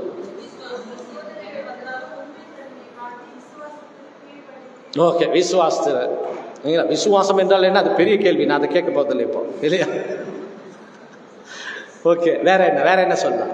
ஏன் நம்மை தெரிந்து கொண்டார் தேவன்? புது சிருஷ்டிய நமக்குள்ள ஏன் வச்சார்? என்ன ஆகுது நம்ம கிட்ட? அந்த மாதிரி என்னத்தை பார்த்தார்? ஏதோ ஒன்று பார்த்தார், கரெக்டா?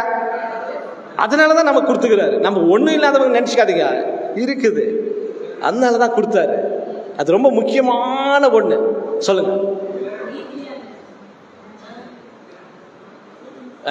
வெயிட் பண்ணுங்க. கீழ்ப்படிதல், வேற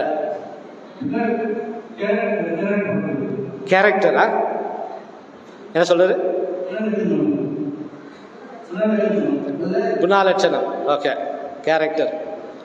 பாருங்க, கேட்டாக்க இப்பதான் சொன்னாங்க, அந்த பாவிலே பிரதான பாவி நான் தான் பாண்டேன். கேரக்டர். ஓகே, வேற சொல்லுங்க.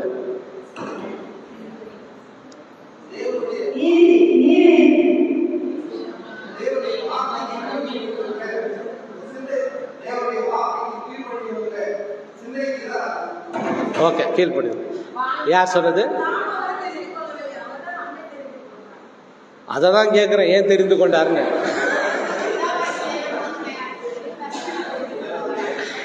அங்க யார் சொன்னது? சவுண்ட் பேசுனீங்க, நீ யாருங்க?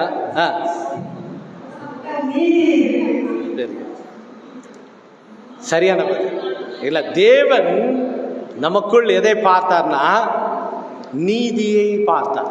சரிங்களா? ஒரு புது சிருஷ்டி என்றால் ஒரு கேரக்டர் இருக்குது. அது என்ன தெரியல கேரக்டரு, அது வந்துட்டு போராடும் குணம். போராடும் குணம். அதனால தான் இந்த பைபிள் சொல்லணும், இவ்வளவு போராடுறாங்களா அப்படி நினைச்சாதீங்க, அது இல்லை. இது நீதிக்காக போராடும் குணம். நீதி வேணும், நீதி தான். இது உங்களுக்குள்ள சத்தியத்துக்கு வர்றதுக்கு முன்னாடி, ஆக்சுவலா நீதி இது வேற. நம்ம சத்தியத்துக்கு வர்றதுக்கு முன்னாடி நம்ம நினைச்சிட்டு இருப்போம் இதுதான் நீதி, இதுதான் நியாயம்னு. அதுக்கு ரொம்ப முக்கியத்துவம் கொடுத்துருக்குறோம். அதனால தான் அந்த புது சிருஷ்டியை செலக்ட் பண்ணிக்கிற நம்ம இதுக்குள்ள வளர்க்கலாம், இவங்களுக்குள்ள வளர்க்கலாம்னு சொல்லி நம்மள தேவன் தெரிந்து கொண்டிருக்கிறார். ஆனா அதுக்கப்புறம் தேவ நீதி இருக்குது, அதை நம்ம தேடணும். ஆனா அதுக்கு முன்னாடி நம்ம நீதிக்கு முதலிடம் கொடுத்துருக்கிறோம் இல்ல. அது முக்கியமான குணம், நீதிக்கு. அதான் தேவன் நம்மள செலக்ட் பண்ணிட்டார். ஓகே, செலக்ட் பண்ணிட்டாரு, இப்ப ஆயிடுச்சு, புது சிருஷ்டி ஆயிடுச்சு இல்ல. இவங்களை வச்சுட்டு நீங்க ரொம்ப இதெல்லாம் நீங்க பூமி நீங்க எடுத்துக்கிட்டீங்கன்னா, சமுதாயத்தை எடுத்துக்கிட்டா, ஜனங்கள் எடுத்துக்கிட்டா, தேவனுக்கு முன்பாக அவங்க பூஜ்யம் சொல்லிட்டாரா இல்லையா? எப்படி நம்ம சூனியத்தில் சூனியம், பூஜ்யத்தில் என்ன இருக்கும்? Nothing, less than nothing. அதுல நம்ம இன்னும் நத்திங். நான் நம்மளை தெரிந்து கொண்டது நீதிக்காக.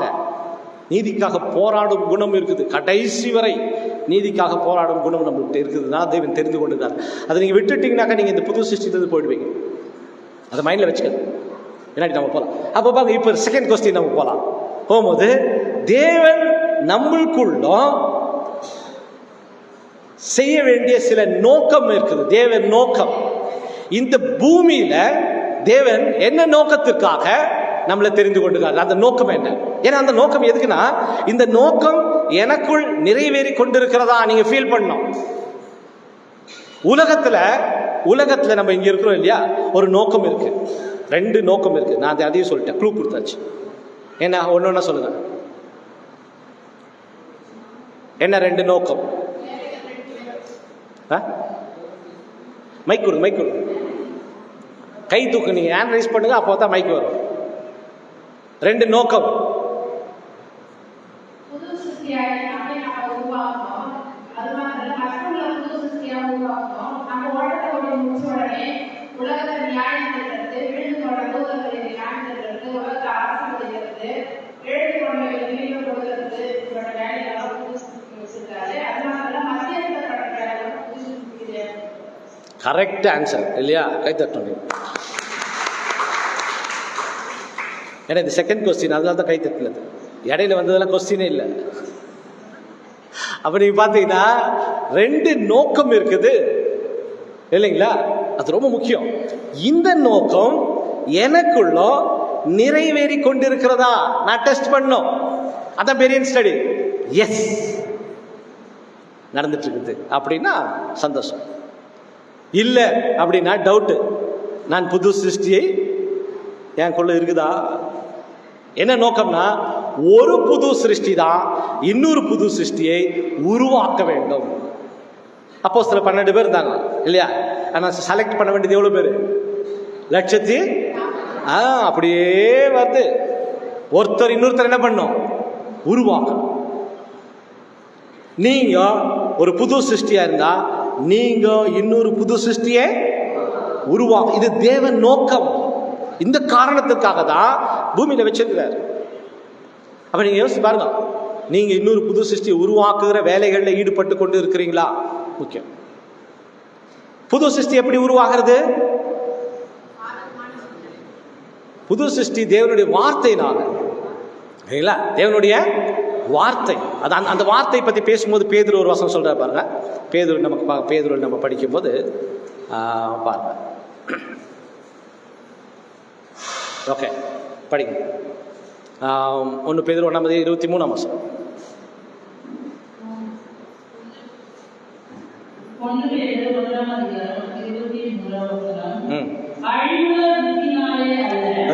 அழிவுள்ள வித்தினாலே. இந்த புது சிருஷ்டி என்ன மாதிரியான ஒரு வித்து தேவன் யூஸ் பண்ணிக்கிறார்னா, இதுவரைக்கும் யூஸ் பண்ணதெல்லாம் அழிவான வித்து, அழிவுள்ள வித்து. ஆனா புது சிருஷ்டி அழிவுள்ள வித்தினாலே அல்ல,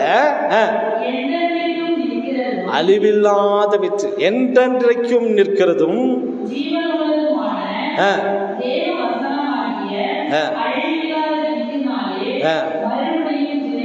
இந்த தேவ வசனமாகிய அழிவில்லாத வித்து. பார்த்தீங்களா? புது சிருஷ்டி எப்படி உருவானதுன்னா, உங்களுக்குள்ள அழிவில்லாத அந்த தேவ வசனத்தினால இந்த புது சிருஷ்டியானது உருவாக்கப்பட்டிருக்கிறது. பாருங்க, யோசித்து பாருங்க. புது சிருஷ்டி அப்படிதான் உருவாயிருக்கு. இது எப்படி வளரும்? தேவ வசனத்தினால்தான் வளரும். இது வளருது கூட தேவனுடைய வசனம் தான். வசனம் படிக்கத்தான் அது வளரும். தேவனுடைய தெய்வீக திட்டத்தை நீங்கள் புரிந்து கொள்ள அது வளரும். சரிங்களா? அதான் தேவன் வச்சிருக்காரு பாருங்க. இது ரொம்ப முக்கியம் பாருங்க. இது பார்த்தீங்கன்னாக்கா நீங்க நம்ம கொஞ்சம் இதெல்லாம் ஸ்கிப் பண்ணிக்கலாம். ஓகே, இப்போ நீங்க நல்லா அண்டர்ஸ்டாண்ட் பண்ணி இது பாருங்க. இதுதான் தேவனுடைய திட்டம். தேவனுடைய திட்டத்தை நீங்க பார்க்கும்போது டிவைன் பிளான். டிவைன் பிளான் என்னன்னா 6 வால்யூம் முக்கியமானது. இதுதான் நீங்க வளர்றதுக்கு யூஸ் பண்றது, இன்னொருத்தரை வளர்க்கறதுக்கு யூஸ் பண்றது. இது நீங்க யூஸ் பண்ணலன்னா வளர முடியாது.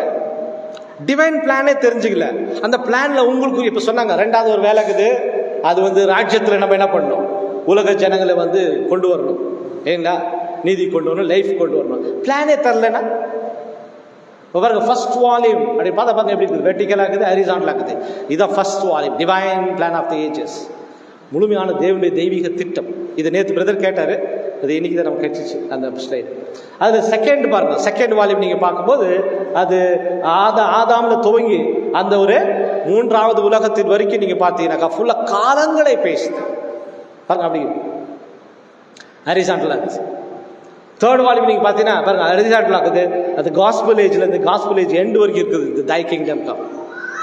ஃபோர்த் வால்யூம் நீங்க பார்த்தீங்கன்னா அது வெறும் ஹார்வெஸ்ட் பத்தி மாத்திரம் பேசுது. இது ரொம்ப அருமையான ஒரு புத்தகம். நம்மளுடைய காலத்தை பத்தி பேசக்கூடிய ஒரு புத்தகம் எதுனா ஃபோர்த் வால்யூம். அதை பத்தி சொல்லும்போது என்ன சொல்லிட்டாருன்னா, தேவன் இங்க ரொம்ப வினோதமான வேலைகளை தேவன் செஞ்சுட்டு இருக்கார். பெக்யூலியர் ஒர்க், பெக்யூலியர் ஆக்ட்னு சொல்றாரு. தேவன் வினோதமான காரியங்களை இங்க செஞ்சுட்டு இருக்காரு. ஏன்னா அபூர்வமான காரியங்களை தேவன் செஞ்சுட்டு இருக்காரு. அது என்ன நடந்துட்டு இருக்குது இந்த ஒரு இந்த காலங்களில் ஹார்வெஸ்ட் பீரியட் என்ன நடக்குது? ஃபுல் ஒரு 16 பாடங்கள் இல்லை, ஃபோர்த் வால்யூம். அடுத்து நீங்கள் பார்த்தீங்கன்னா ஃபிஃப்த் வால்யூம் பாருங்க எப்படி இருக்குன்னா, அது வந்துட்டு இப்படி வெர்டிக்கல் ஆகுது இல்லையா? அது வந்து ஆர் பிளைன்லேருந்து அப்படியே எல் பிளைன் வரைக்கும் போகுது வெர்டிக்கலாக. அது வந்துட்டு atonement between God and man. நம்மளாம் அட்டோனர், நம்மளாம் மனுஷர்களா இல்லையா? நம்மளாம் மனுஷர்கள் அல்ல. அப்ப யாரு? தேவதூதர்களா? தேவதூதர்களும் அல்ல. நம்மள யாரு? நீங்க அது ஃபிஃப்த் வால்யூம்ல ஒரு பாயிண்ட் சொல்றாரு, நம்மெல்லாம் ஏலியன்ஸ் அப்படின்னு சொல்றாரு. நம்மெல்லாம் ஏலியன்ஸ்ன்றதை மறந்துட்டீங்களா நீங்கெல்லாம்?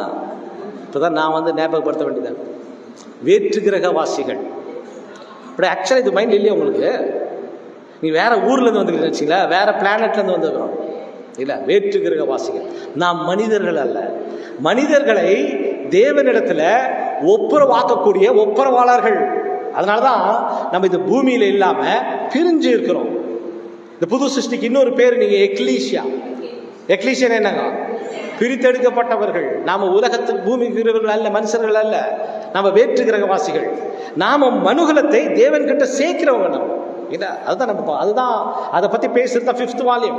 இதை பத்தி நீங்க படிக்கலன்னு வச்சுக்கோங்க, உங்க வேலை என்னன்னே புரியாது. சிக்ஸ்த் வால்யூம் புது சிருஷ்டி எப்படி உருவாகி அந்த மகிமையின் நிலையை அடைய போகிறது அப்படின்ட்டு பாங்க. அது அப்படியே வெர்டிக்கலா போகுது இல்லைங்களா? அது என் பிளேன்ல ஸ்டார்ட் ஆகி கே பிளேன் வரைக்கும் அப்படி போகுது. அதனுடைய விவரங்கள் புது சிருஷ்டி 17 பாடங்கள் இல்லையா?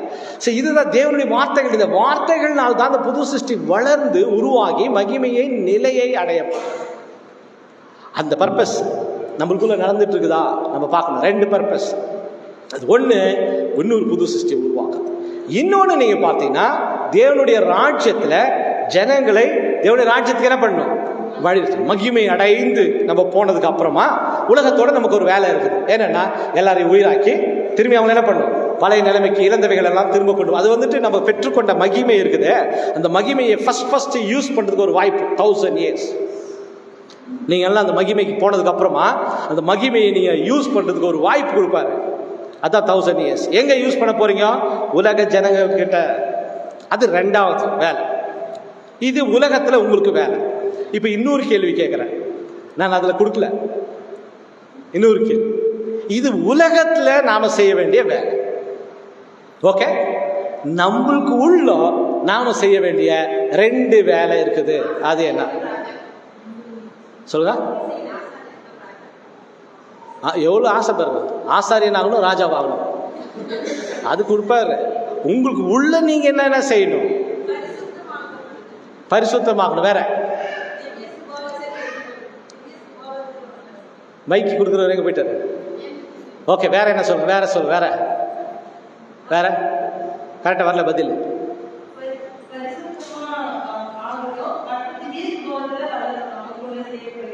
சரி, ஓகே. வேற என்ன சொல்லலாம்? வேற என்ன சொல்லலாம்? உங்களுக்குள்ள நீங்க பாருங்க, இதுதான் நோக்கம். இது நடந்துட்டு தான் நீங்க ஒரு நாள் டெஸ்ட் பண்ணணும். அதான் புது சிருஷ்டி. அது நீங்க வால்யூம் படிச்சதான் புரியும் உங்களுக்கு. அப்புறம் மாம்சத்தோட போராடணும். அது ஒரு முக்கியமான வேலை தான் இல்லையா? அதுவும் ஓகே. வேற என்ன சொல்லலாம்?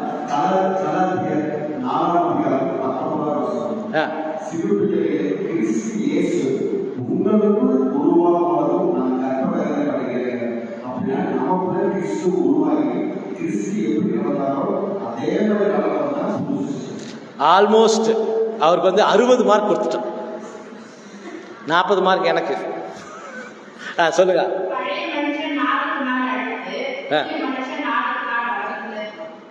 பரவாயில்ல 80.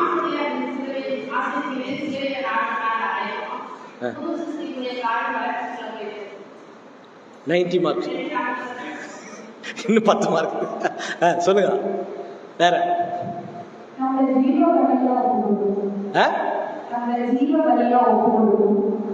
கரெக்ட், ஜீவ வழியில் ஒப்பு கொடுங்க. கண்டிப்பாக அது கூட ஒரு பாட்டு தான். வேற என்ன சொல்லலாம்?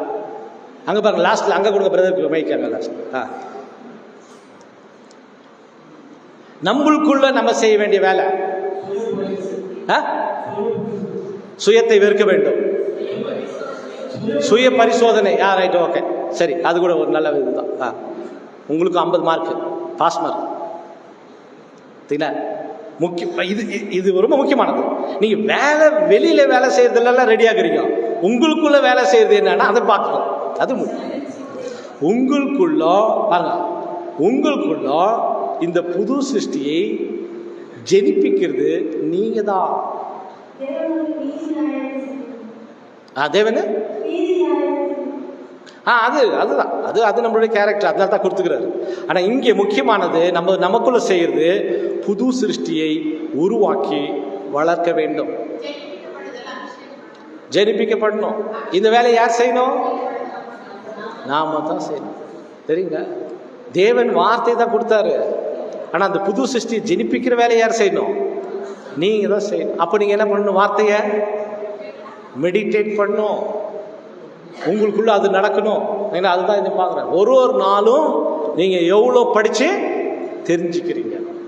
படிக்க படிக்க படிக்க படிக்க தான் இந்த புது சிருஷ்டியானது வளர்ந்துட்டே போகும். தெரியுங்களா? முக்கியமான இன்னொரு வேலை என்ன? இன்னொரு வேலை என்ன? இன்னொரு வேலை சரி, ஓகே, அதான் ஓகே, அது ஜெனிப்பிக்கப்படுறது முடிஞ்சிச்சு. இன்னொரு வேலை, 2 வேலை செய்யணும். ஒன்று, உங்களுக்குள்ள நீங்க இந்த புது சிருஷ்டியை உருவாக்குறீங்க, ஜெனிப்பிக்கப்படுறீங்க, அதை உருவாக்கி வளர்த்துட்டு போறீங்க, ஒரு பார்ட். இன்னொரு பார்ட் தெரியுங்களா? இது ரொம்ப முக்கியமான பார்ட். இது உங்களுடைய மாம்சத்தை நீங்கள் அழிக்க வேண்டும். பார்த்தீங்களா? புது சிருஷ்டி என்று தேவன் யாருக்கு பேர் கொடுத்திருக்கிறார்? புது சிருஷ்டி என்று தேவன் யாரை அழைக்கிறார்? இந்த பாயிண்ட் நீங்க நல்லா மைண்ட்ல வச்சுக்கோங்க. புது சிருஷ்டி என்று தேவன் யாரை அழைக்கிறார்? சிம்பாலிக்காவே பேசுறீங்க. வாங்க விஷயத்தை லிட்டர். இப்ப என் பேர் ரசல் இல்லையா? எனக்கு புது சிருஷ்டி என்ற பேரா? என்ன பேரு? பார்த்தீங்கன்னா 2 இருக்குது. புது சிருஷ்டி என்று தேவன் யார் பேர் வைக்கிறார் அப்படின்னா, நம்மளுக்குள்ள உருவாகக்கூடிய எதுங்களா? பார்த்தீங்களா? 1 கொரிந்தியர் 2:16 எதுங்க? கிறிஸ்துவின் சிந்தை. உங்களுக்குள்ள உருவாகக்கூடிய கிறிஸ்துவின் சிந்தைக்கு தான் நியூ கிரியேஷன் என்று பேர். எனக்கு கிடையாது. எனக்கு என்ன பேரு?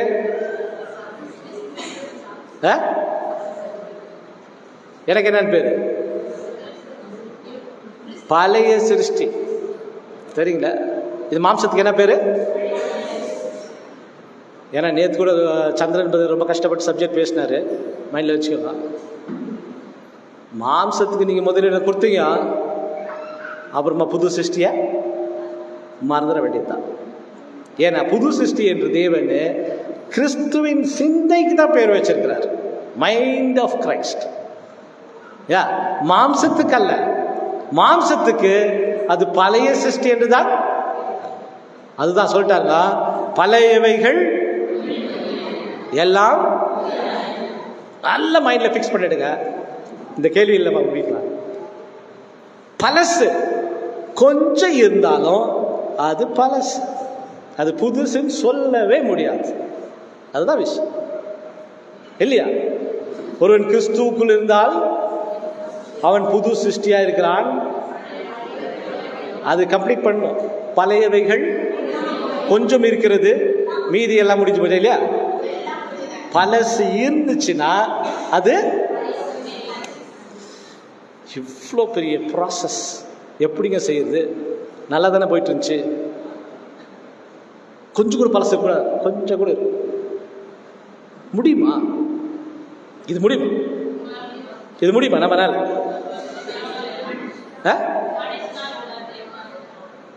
நான் உங்களை தான் கேட்டுக்கிறேன். அவர் என்ன ஐடியா பாருங்க, தேவன் ஓய்ந்திருக்கிறேன்னு சொல்லிட்டாரு, வார்த்தையை அனுப்பிச்சிட்டேன்னு சொல்லிட்டாரு, நீங்க தான் புது சிருஷ்டி உருவாக்குறீங்கன்னு சொல்லிட்டாரு. இப்போ மனுஷனால் கூடாது தேவனால் கூட எப்படியே ஒரு மேஜிக் பண்ணி விட்டுருங்க தேவனே, அப்படியே நான் அப்படியே வட்டேக்கிறேன், நீங்க அப்படியே அப்படியே அப்படி கிடையாது. ஒருத்தர் கேட்டங்க, எப்படி எல்லாம் தேவன் தெரியும், அவர் பண்ண தேவன் தெரியும் எல்லாம். இப்ப யோசிக்க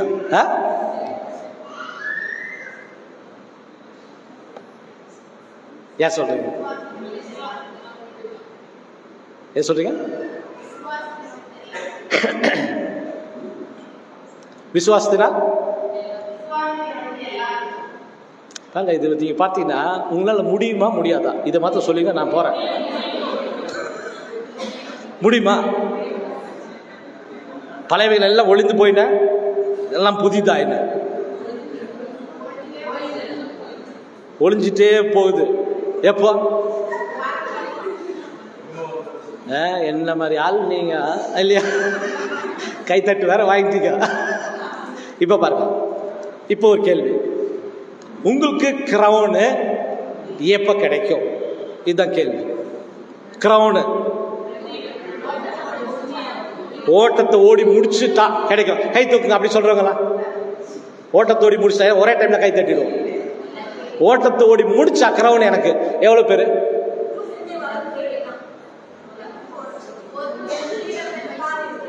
இப்ப சொன்னவங்களே கை தூக்க மாட்டேங்கிறாங்களே. அப்படி இல்ல சிஸ்டர், கொஞ்சம் வெயிட் பண்ணுங்க. கிரவுன் எப்ப கிடைக்கும்?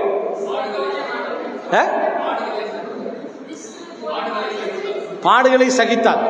எப்ப சகிப்பீங்க? கிறிஸ்து போல் மாறினால். எப்ப மாறுவீங்க? மரணம் வரைக்கும் சொல்றீங்க இல்லையா? மரணம் வரைக்கும் இதானே உங்க ஐடியா? உங்க ஐடியா நான் சொல்றேன். இப்போ நான் மறிக்கும் போது திரைக்கு அந்த பக்கம் போகும்போது டக்குனு கிரவுனு இல்லையாமே? எப்போ? கிரவுன் ஆல்ரெடி கிடைச்சிச்சா? எப்போ? ஜெனிப்பிக்கப்படும் போது.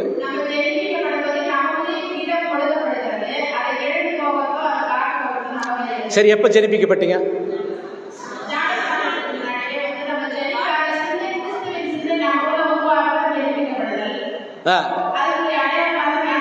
உங்க டேட் சொல்லுங்க. எப்ப ஜெனிப்பிக்கப்பட்டீங்க? எப்போ எப்போ வந்துச்சு? எப்போ வந்துச்சு? அன்னைக்கு கிடைச்சிச்சா கிரவுனு?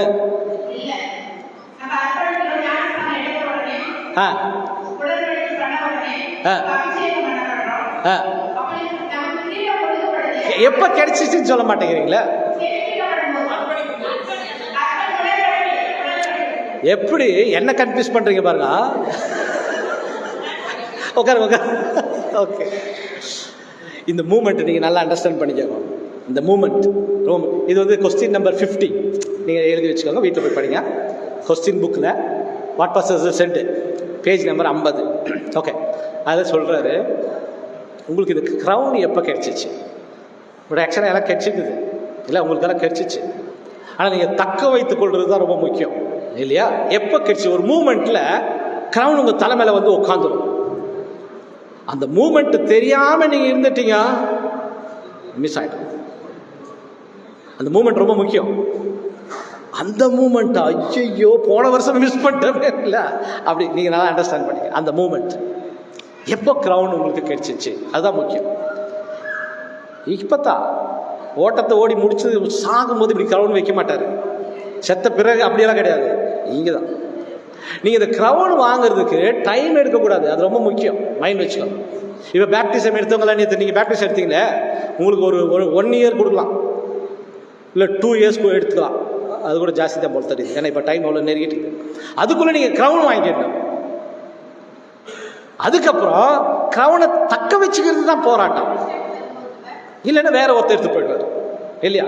இப்போ காலெல்லாம் முடிஞ்சு போச்சு, வெறும் டோர் தான் ஓப்பன் ஆகுது. வேற ஒருத்தருக்கு காலில் தான் நம்ம ஓடிட்டு இருக்கிறோம். இப்போ அழைப்பு வேற யாருக்கா கிடைச்சிச்சு, மிஸ் பண்ணிட்டு போயிட்டாரு, அதை தூக்கி நம்ம தலையில் வச்சுருக்கிறோம். நம்ம மிஸ் பண்ண இன்னொருத்தருக்கு என்ன ஆகிடும்? ஒருத்தர் பேப்டிசம் இருக்கும்போது அதுதான் பயம், எவ்வளோ பேருக்கு போச்சோ, புதுசாக ஒருத்தர் வந்துக்கிறாரு இல்லையா? மைண்டில் வச்சு எப்போ கிடைச்சிச்சு க்ரௌனு அப்படின்னு நீங்கள் சொல்லும்போது, ஜெனிப்பிக்கப்படுதல் எப்போ நீங்கள் உங்களை அர்ப்பணிக்கிறதை தேவன் ஏற்றுக்கொள்ள. ரெண்டு பேர் வேணுங்க, நீங்கள் தேவன், நீங்கள் அர்ப்பணிக்கிறீங்க, உங்களுடைய மனசை தேவன் அண்டர்ஸ்டாண்ட் பண்ணிட்டு எஸ் தேவன் அக்செப்ட் பண்ணிக்கிட்டாரு உங்களுடைய கான்சிகரேஷன், அன்னைக்கு நீங்கள் ஜெனிப்பிக்கப்படுதல் நடக்கும். ஓகேங்களா? க்ரௌன் எப்போ கிடைக்கும் அப்படின்னு சொன்னால், க்ரௌனுக்கு நீங்கள் கொஞ்சம் ஓட வேண்டியது இருக்குது. 4 குவார்ட்டர் மார்க் அப்படி சொல்கிறேன். நீங்கள் பந்தய சாலையில் ஓட வேண்டியது இருக்குது. ஓடி நீங்கள் இலக்கை அடையும் போது தான் கிடைக்கும். இலக்கை நீங்கள் அடைவதற்கு ரொம்ப நேரம் எடுக்கக்கூடாது. இல்லைங்களா? அன்பினுடைய 4 இலக்கு. முதலாவது, நீங்கள் தேவன் மேலே வச்சிருக்கிற அன்பு 1 குவார்ட்டர் மார்க் வந்துட்டீங்க. ரெண்டாவது, நீங்கள் கிறிஸ்து மேலே சத்தியத்தின் மேலே வச்சிருக்கிற அன்பு 2nd குவார்ட்டர் மார்க் முடிச்சு பாதிக்கு வந்துட்டீங்க. தேர்டு என்னது? அது சொல்லும்போது பிரதர் என்ன எழுதுறேன்னா, இந்த 3rd குவார்ட்டர் மார்க்கு நம்ம பைபிள் ஸ்டூடெண்ட் நிறைய பேர் முடிக்க முடியாம திணறிக்கிட்டு இருக்கிறாங்க அப்படின்னு சொல்லிட்டு அப்புறமா 3rd என்னான்ட்டு எழுதுறாரு. அது சகோதர அன்பு. சகோதரன் அன்பு காமிக்க முடியுமா? மைக்கு யாரும் கேட்க மாட்டேங்கிறீங்க, ஆமான்னு யாருமே சொல்ல இல்லையா? அது எதுல காமிக்கணும்? வாயில கிடையாது இல்லையா? அதுதான் சகோதரன் நேசிக்கிறது. ஏன் சகோதரன் நேசிக்க முடியல இவ்வளோ ஒரு அமைதல்? ஏன்னா அவங்களுடைய அந்த ஒரு என்ன பலவீனங்கள், அவங்களுடைய பலவீனங்கள் நம்ம கண் முன்பாக வந்துடும் டக்குன்னு. ஒரு சகோதரன் நினைச்சா அவருடைய பலவீனம் கண் முன்பாக வந்துட்டாக்கா அன்பு காமிக்கிறது தடைப்பட்டு போயிடும். இப்போ நீங்கள்லாம் அண்டர்ஸ்டாண்ட். அப்போ எப்போ அன்பு காமிக்க முடியும்னாக்கா, நீங்க எப்படி இந்த சத்தியத்துக்கு வரும்போது ஒரு சகோதரனை நீங்க பார்த்தீங்க, ஒரு பரிசுத்தவானாக இல்லையா, ஒரு செயின்டா, இவங்க கூட நம்ம போயிட்டாக்கா எவ்வளவு நல்லா இருக்கும் ஓட்டம். சத்தியெல்லாம் நீங்க கேட்கணும் அப்படி மைண்ட் வந்துச்சா, அந்த மைண்ட்ல தான் எப்போதும் சகோதரரை பார்க்கணும். சகோதரர் எப்போதுமே பக்கத்துல பார்க்க கூடாது. சகோதரர் நீங்க பக்கத்துல பார்த்தீங்கன்னா உங்க ஓட்டம் ஃபெயிலியர் ஆயிடும். பர்சனலா யாரையும் நம்ம பார்க்கக்கூடாது. அவர்களை சகோதரர்களாக, பிதாவாகிய தேவனாலே அழைப்பு பெற்றவர்களாக, கிறிஸ்துவின் சிந்தை அவர்களுக்குள்ள உருவாகிட்டு இருக்கிறது தேவன் கொடுத்திருக்க வாய்ப்பு இது அவர்களுக்கு. அப்படி நீங்க பார்த்தீங்கன்னா மாத்திரம்தான் நீங்க 3rd குவார்ட்டர் மார்க்கை கிராஸ் பண்ண முடியும். 3rd குவார்ட்டர் மார்க் நீங்க கிராஸ் பண்ணீங்கன்னா தான் 4வது குவார்ட்டர் மார்க்கு உலகத்தின் மேல உங்க பகைவன்மை நீங்க நேசிப்பது. 4th குவார்ட்டர் மார்க் அது எப்ப நீங்க முடிக்கிறீங்களோ அப்போ கிரவுன் உங்களுக்கு கிடைக்கும். அந்த மூமெண்ட் உங்களுக்கு உங்க லைஃப்ல கூட வந்திருக்கும். எப்ப தெரியுங்களா? ஒரு வெளியான ஒரு உலகத்தான், நம்மளுடைய பகைவனோ யாரோ உலகத்தான ஏதோ தப்பு பண்ணிட்டான், திட்டிட்டீங்கன்னு வச்சுக்க, திட்டிட்டு வீட்டுக்கு வந்துட்டு கொஞ்சம் ஃபீல் ஆகும், அவனை நம்ம திட்டிருக்க கூடாதுல்ல, ரொம்ப திட்டோமோ, அவன் அப்படி பண்ணனால டென்ஷன் ஆகி திட்டோம். ஒரு ஃபோன் அடிக்கலாம், அடிச்சுட்டு என்னை மன்னிச்சுட்டு, நீ பண்ணதுக்கு நான் திட்ட உன்னை, ஆனால் நான் திட்டினது தப்பு தான், நான் உன்னை திட்டிருக்க கூடாது, என்னை மன்னிச்சுடு அப்படின்னு உங்க மனசை சொல்லுச்சுன்னா அப்போ உங்க தலை மேல கிரவுன் இருக்குன்னு அர்த்தம். சரிங்களா? நீங்க உங்க செய்த தவறுக்காக மன்னிப்பை கேட்பது. ஆனா நீங்க ஆக்சுவலி நீங்க தப்பு பண்ணல, தப்பு பண்ணவர் அவர் தான். ஆனா அவரை மன்னிக்க முடியுமா? மன்னிக்கிற ஒரு குணம் வரும்போது அப்போ உங்க தலைமையில கிரவுன் இருக்கிறதுனால தான் உங்களுக்கு அந்த மைண்ட் வந்துச்சு. இப்ப சொல்றாரு புடிச்சுக்கோங்க, உங்களுக்கு உண்டானதை ஒருவனும் எடுத்து. அப்ப நீங்க 4 குவார்ட்டர் மார்க் முடிச்சிட்டீங்க. 4 குவார்ட்டர் மார்க் முடிச்சோன்னா கிரவுன் கட்சிச்சு இல்லை. இது இந்த ஒரு இது இருக்கு பாருங்க, அரேனா டெய்லி ஓடுவோம். Daily 1st quarter mark, 2nd quarter mark, ஒரு 10 வருஷம் கழிச்சு 3rd குவார்ட்டர் மார்க்ல அவுட் ஆயிட்டீங்கன்னு வச்சுக்கோங்க, போச்சு, கிரவுன் போய் மிஸ் ஆயிடும். இது நீ பாதி தாண்டது எப்படி இருக்குனாக்கா, பாதி கிணறு தாண்டுற மாதிரியா. தேவனை அன்பு காமிக்க முடியும், சத்தியத்தை நேசிக்க முடியும், ஜீசஸ் கிரைஸ்ட் அன்பு காமிக்க முடியும், சகோதரன்னா முடியலப்பா என்னால அப்படின்னா சக்சஸ்ஃபுல்லா பாதி கிணறு தாண்டிட்டீங்க. அப்ப என்ன ஆவீங்க? சக்சஸ்ஃபுல்லா பாதி கிணறு தாண்டி என்ன ஆகும்? உள்ளதான் உழுவோம்.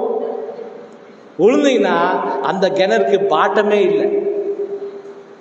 சரிங்களா? ஓய்டு அந்த மாதிரி டேஞ்சர் இருக்கு புது சிருஷ்டி. அதனால நீங்க உங்களுடைய கிரவுண்டுக்காக நீங்க ஓடணும். அது ரொம்ப முக்கியமானது. அப்படி யோசித்து பாருங்க, அந்த புது சிருஷ்டி நம்மளுக்குள்ள அது உருவாயிருக்குது, அந்த கிரவுண்ட் கிடைச்சிச்சு உங்களுக்கு. இப்போ நீங்க அது என்ன பண்ற, தக்க வைக்கிறது முக்கியம். அதுக்கு நீங்க என்ன பண்றீங்க கேட்டா, இந்த மாம்சத்தை நீங்க ஜெயிக்கிறது ரொம்ப முக்கியம். இதுக்கு நீங்க கஷ்டமே கிடையாது. மாம்சத்தை ஜெயிப்பது என்பதும் உலகத்தை ஜெயிப்பது என்பதும் சாத்தானை ஜெயிப்பது என்பது கஷ்டம் கிடையாது. சரிங்களா? நீங்க கஷ்டமா நினைக்கிறீங்களா, ஈஸியா நினைக்கிறீங்களா? உங்க மௌனம் சம்மதம், கஷ்டம் தான் நினைக்கிறீங்க தானே? கஷ்டம் கிடையாது. எது வரைக்கும்னாக்கா இருக்குது. அதெல்லாம் பிரச்சனையே இருக்குது. இப்ப சொல்ற பாருங்க, இப்ப ஏதோ நான் யூஸ் பண்ற மெத்தட் உங்களுக்கு சொல்லித்தரேன். நீங்க மெத்தட் என்ன செய்யுச்சுன்னா நீங்க கூட மற்றவங்களுக்கு உபயோகப்படும். இது சாத்தானையும் மாம்சத்தையும் உலகத்தையும் நீங்கள் ஜெயிப்பதற்கு எப்போதுமே ஏன்னா வந்துடும். ஜெபம் பண்ணும்போது கூட சொன்னார், கடந்த வருடத்துல நீங்களுக்கு எவ்வளவு நன்மைகளை செஞ்சு இந்த வருஷத்துல என்ன வாய்ப்பு, இந்த வருஷத்துல எப்படி ஆச்சு நாங்க ஓடி முடிச்சு இல்லையா, அந்த மாதிரி பெரிய ப்ராஜெக்ட் எல்லாம் கையில எடுக்கவே கூடாது. எடுத்தீங்கனால முடிஞ்சுங்க, அவ்வளவுதான். பெரிய ப்ராஜெக்ட் எல்லாம் கையில எடுக்கவே கூடாது. அதெல்லாம் நம்மளால முடியாது. நீங்க செய்ய வேண்டியது சின்ன ப்ராஜெக்ட். அது வந்துட்டு 1 day ப்ராஜெக்ட். இவ்வளோ தான் நீங்க செய்யணும். அது உங்களால 100% முடியும். இன்னைக்கு தேவனை, இன்னைக்கு காலையில் ஏஞ்சிட்டீங்க, ஜெபம் பண்ணிட்டீங்க, மண்ணா படிச்சுட்டு வாக்குத்தத்தெல்லாம் படிச்சாச்சு. தேவன் இன்னைக்கு டுடே, ஒன்லி டுடே, அது கூட நைட்டு 10 மணி நேரம் தூங்கிடுவோம்.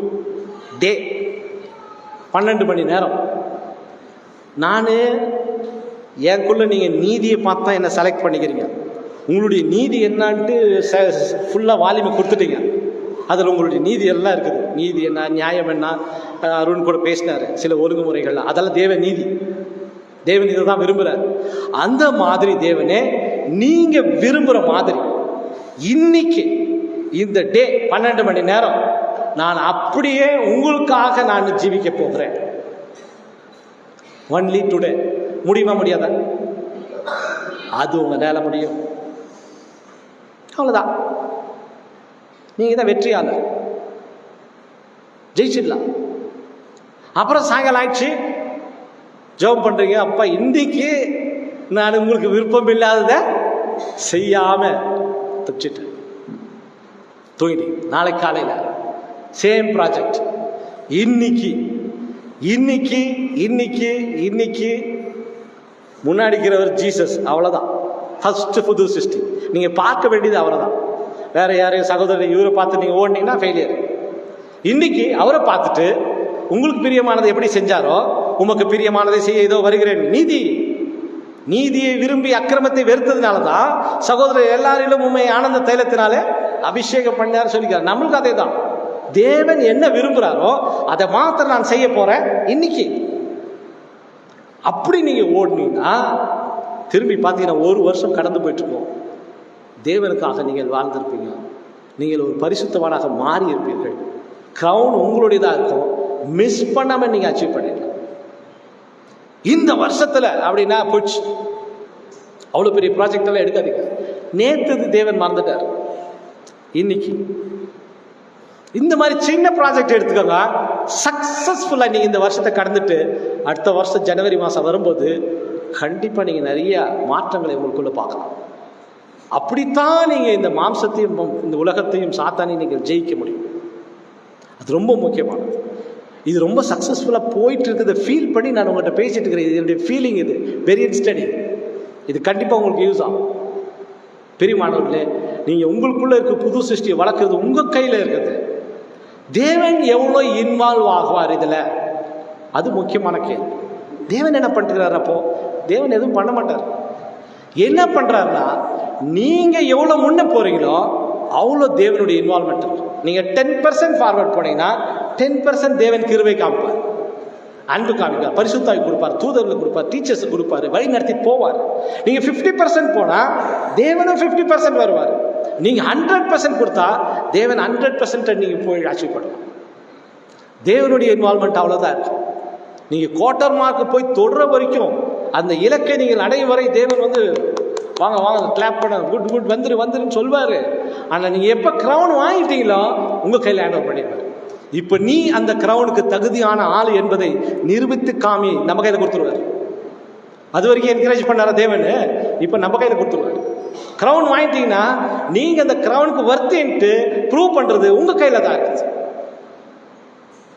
அப்போ தான் நீங்கள் என்ன பண்ண முடியும்? இது இவ்வளோ பெரிய ப்ராஜெக்ட் எப்படிங்க தலையே வெடிக்குது, எப்படி தான் நான் முடிக்க போகிறேன்னாக்கா, அப்போ தேவன் உங்களுக்கு 3வது கொஸ்டின் நீங்கள் போங்க, நீங்கள் மைண்டில் வச்சுக்கோங்க, நான் சொல்லி முடிச்சிடுறேன்.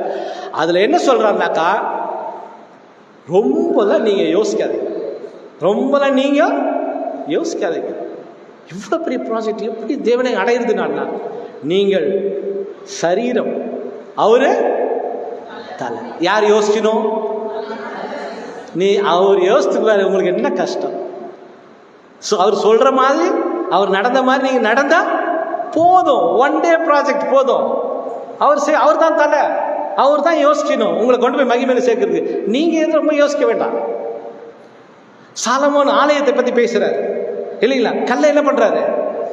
இங்க பூமியில ஷேப் பண்றாரு, அது அவருடைய வேலை. இங்கே ஷேப் பண்ணி கொண்டு போயிடுவாரு இல்லையா? நீங்க பண்ண வேண்டியதெல்லாம் மூளைக்கல்ல பார்த்துருக்கோம். தலைக்கு மூளைக்கல் இந்த பிரமிட்ல வச்சுக்கிறாங்களே, அது நூல் பிடிச்சிக்கோங்க, அதே ஆங்கிள் போயிட்டே இருக்க வேண்டியதான் உங்க வேலை. அவ்வளவுதான். அவரை வச்சுக்கோங்க முன்னாடி, அவர் எப்படிங்கிறார ஷேப்பு, அதே ஷேப்ல போங்க, அவ்வளவுதான், முடிஞ்சிடும். இவ்வளவுதான் நீங்க அப்படி சொல்லிட்டார். சொன்ன செய்யுங்க, அவ்வளவுதான். அவர் வந்துட்டு ரட்சிப்பின் அதிபதி, நீங்க சேவர்கள், போர் வீரர்கள். நீங்க என்ன பண்ணணும்? சொன்ன அவ்வளவுதான் விஷயம். சொன்ன செய்யுங்க, அவ்வளவுதான். இயேசு என்ன சொல்ற செய்யுங்க. இதுதான் மிலிட்டரி ரூல் இல்ல. கேப்டன் பம்ப் போடுங்க, டப்புன்னு போட்டுருணும், அவ்வளவுதான். அப்புறமா தான் எங்க வீட்டு மேலேயே போட சொல்லிட்டீங்க சார், அது 2வது. அட்டெண்ட் தி கமெண்ட்ஸ், அவ்வளவு சொன்ன செய். இவ்வளோ ரொம்ப ஹார்டா இல்லை. அப்ப தேவன் சொல்றாரு, அப்படி இல்லை, அவர் மெய்ப்பெண், நீங்கள் ஆடுகள். ரொம்ப அப்படியெல்லாம் இல்லை. அவர் உங்களுக்கு என்ன தேவை, எங்க ஆகாரம் இருக்கு, எங்க தண்ணீர் காமிக்கணும், எங்க உங்களை சேர்க்கணும், எல்லாம் அவர் முடிவு பண்ணிட்டு தான் உங்களை ஓட்டிகிட்டே போவார். நீங்க சும்மா அவர் ஓட்டிட்டு போவார், நீங்க போனா போதும். அவர் ஆக்சுவலா நம்மலாம் வெள்ளாடு, செம்மறி ஆடு. வெள்ளாடு இருந்தாங்க அது முன்னாடி போய்டும், செம்மறி அவர் முன்னாடி போறாரு, நம்ம பின்னாடி என்ன பண்ணணும்? பின்னாடியே போகணும், அவ்வளோதான். அங்கே தண்ணி இருக்கும், எல்லாம் அவர் பார்த்துருவார். சரிங்களா? அப்படி தான் செலக்ட் பண்ணுறார். நீங்கள் நல்லா அண்டர்ஸ்டாண்ட் பண்ண. மனவாட்டி, அவர் மனவாளன். மனவாளன் என்ன பண்ணுவாருங்க? அவர் இது எல்லாத்தையும் மனவாட்டிக்கு கொடுக்க போகிறார். அவர் நேசிக்கிறாரா இல்லையா? நேசிக்கிறார். மனைவி என்ன பண்ணும்? கீழ்ப்படியணும், அவ்வளோதான். அவர் சொல்லுக்கு கீழ்ப்படினது தான் மனைவியுடைய வேலை இல்லையா? பார்த்துக்கிறது எல்லாமே அவருடைய வேலை. இந்த உறவு பாருங்க, இப்படி ஒரு கம்பாரிசன் கொடுத்துட்டே போறாரு. அப்போ அதுல கூட நீங்க புத்தி உள்ள மனைவியா இருந்தா தான் கல்யாணம் இல்லையா? புத்தி இல்லாத என்ன பண்ண மாட்டாரு. புத்தி உள்ள கன்னிகையாக நீங்க இருக்க வேண்டும், கன்னிகைகளாக இருக்கணும், புத்தி உள்ளவர்களாக இருக்க வேண்டும் இல்லையா? அது அப்படித்தான் கொண்டு போறாரு. நீங்க பார்த்தீங்கன்னா திராட்சை செடி, நீங்கள் கொடிகள். உங்களுக்கு என்ன தேவை அதெல்லாம் என்ன பண்ணும்? செடி சப்ளை பண்ணிட்டே இருக்கும். நீங்க பண்ண வேண்டியது என்ன வேலை? கனி, அவ்வளவுதான் உங்க வேலையே. கனி கொடுக்கறது தான் உங்களுடைய வேலை. கனி, இப்போ திராட்சை செடியில எப்போ கனி வரும்? கனி எப்போ வரும்? கனி கனி என்றால் என்ன? திராட்சை பழத்துடைய கனி எது? திராட்சை செடியுடைய கனி பழம் தான். இதே வேற கேள்வியா? அப்படி இல்லை. கனி என்பது, நீங்க நல்லா அண்டர்ஸ்டாண்ட் பண்ணீங்க, கனி என்பது பலன். பலன்னா பழம் இல்லை, பலன். பலன்னா ஒரு விதை போட்டாரா, விதை போட்டோனும் 10 நாள் கழிச்சு வந்து பார்த்தா ஒரு முளை வந்திருக்கணும், அதுக்கு பேர் கனி. இன்னும் 10 நாள் கழிச்சா 2 இலை விட்டுருக்கணும், அதுக்கு பேர் கனி. இப்படி கனி கொடுத்துட்டே போகலன்னா தேவன் வெட்டிடுவார். நீங்க இப்பதான் பேப்டிஸ்ட் எடுத்தீங்களா நேத்து, இன்னைக்கு நீங்க கனி கொடுத்துருக்கணும். இன்னைக்கு ஒரு நாள்ல நீங்கள் வளர்ச்சி காமிச்சிருக்கணும். ஒரு வருஷம், நான் வந்து 10 வருஷம் ஆச்சு, 10 வருஷத்துக்கு எவ்வளவு வேலை செஞ்சுக்கணுமோ செய்யல, வெறும் செடி வளர்ந்துட்டு இருக்குன்னா வெட்டிடுவார். அவருக்கு அது வேண்டாம் இல்லையா? 6 வால்யூம் கொடுத்துக்கிறாரு. 6 வால்யூம் எங்க வீட்டுல இல்லவே இல்லைன்னாக்கா வெட்டிடுவாரு. வச்சுக்கணும், படிக்கணும், பலன் கொடுக்கணும். இல்லைன்னா வேற ஒருத்தர் பலன் கொடுத்து அவங்க ஓடிடுவான். அதனால தேவன் பிரியமானவர்களே, அப்படி எல்லா தேவைகளையும் அவரே செஞ்சிருவார். அதுல முக்கியமா நீங்க பார்த்தீங்கன்னாக்கா, கடைசி கொஸ்டின் வந்துடலாம். அதுல முக்கியமா இந்த உலகத்துல இதை நீங்கள் பெறுவதற்கு தேவன் உங்களுக்கு ஒரு விசேஷமான ஒரு ஆசீர்வாதத்தை கொடுத்திருக்கிறார். அது தெரியுங்களா? உலகத்துல இருக்கிறவர்கள் எல்லாருமே 5 அறிவை தான் யூஸ் பண்றாங்க. 5 அறிவு, 5 சென்ஸ். என்னன்னா தொடு உணர்வு, பார்த்தல், கேட்டல், முகர்தல், சுவைத்தல், 5 தான் யூஸ் பண்றாங்க இல்லையா? 5 அறிவு அப்படின்னு நீங்க உலகத்தார்ட்ட போய் சொன்னீங்கன்னா என்ன பண்ணுவாங்க? யாரை பார்த்து 5 அறிவுன்னு சொல்ல கேட்பேன். 6 அறிவு இல்லையா? ஆனா 6வது அறிவை யூஸ் பண்ற ஒரே ஆள் இந்த பூமியில புது சிருஷ்டி தான். அது எது தெரியுங்களா? 6வது அறிவு அது ஸ்பிரிச்சுவல் சென்ஸ், ஆவிக்குரிய அறிவு. இந்த ஆவிக்குரிய அறிவை உபயோகப்படுத்துறது புது சிருஷ்டி மாத்திரமே. நீங்க அந்த அறிவை நீங்க யூஸ் பண்ணணும், ஸ்பிரிச்சுவல் சென்ஸ் யூஸ் பண்ணணும். யூஸ் பண்ண மாத்திரம்தான் இந்த புது சிருஷ்டியை வளர்க்க முடியும். இந்த புது சிருஷ்டி எப்படி வளரும், எப்படி அது மகிமையை அடையும் என்பதுக்கு தான் அந்த ஃபுல் வால்யூம் நமக்கு கொடுத்துருக்கிறார். அதில் இருக்கக்கூடியதை இப்போ நான் வந்து ஆக்சுவலா ஒரு பெரியன் ஸ்டடியில நடத்துறவர் பேசக்கூடாது ரூல்ஸ். ஆனால் நீங்க பார்த்தீங்கன்னா ஃபுல்லாவே என்ன பேச வச்சுங்க, நீங்க தான் வெண்ணு. அப்படி நீங்க பண்ணவே கூடாது. நான் இன்னைக்கு உங்களுக்கு எடுத்து சொன்னது எதுக்காகனா, இப்படி நீங்க ஆராய்ச்சிக்குள்ள போகணும். நீங்க அது நான் இப்ப பேசினது எல்லாமே 2nd சாப்டர். நான் உங்களுக்கு க்ளூ கொடுத்துட்டேன். 2nd சாப்டர் தான் அவங்கள்ட்ட பேசினேன். இப்போ சரிங்களா? இன்னும் 17 சாப்டர் இருக்குது மொத்தம். படிங்க, படிச்சுட்டு ஒரு பெரிய ஸ்டடி நீங்க பண்ணுங்க. ஒன்னொன்று நீங்க பண்ணும்போது நிச்சயமாக அந்த வளர்ச்சி அடைந்து தேவன் கொடுத்துக்கூடிய அழைப்பையும் தெரிந்து கொள்வதிலும் நீங்கள் உறுதிப்படுத்தி தேவன் உங்களுக்காக வச்சக்கூடிய மகிமையை நீங்கள் சுதந்திரிக்க தேவன் உங்களை ஆசீர்வதித்து வழிநடத்துவாராக. ஆமென்.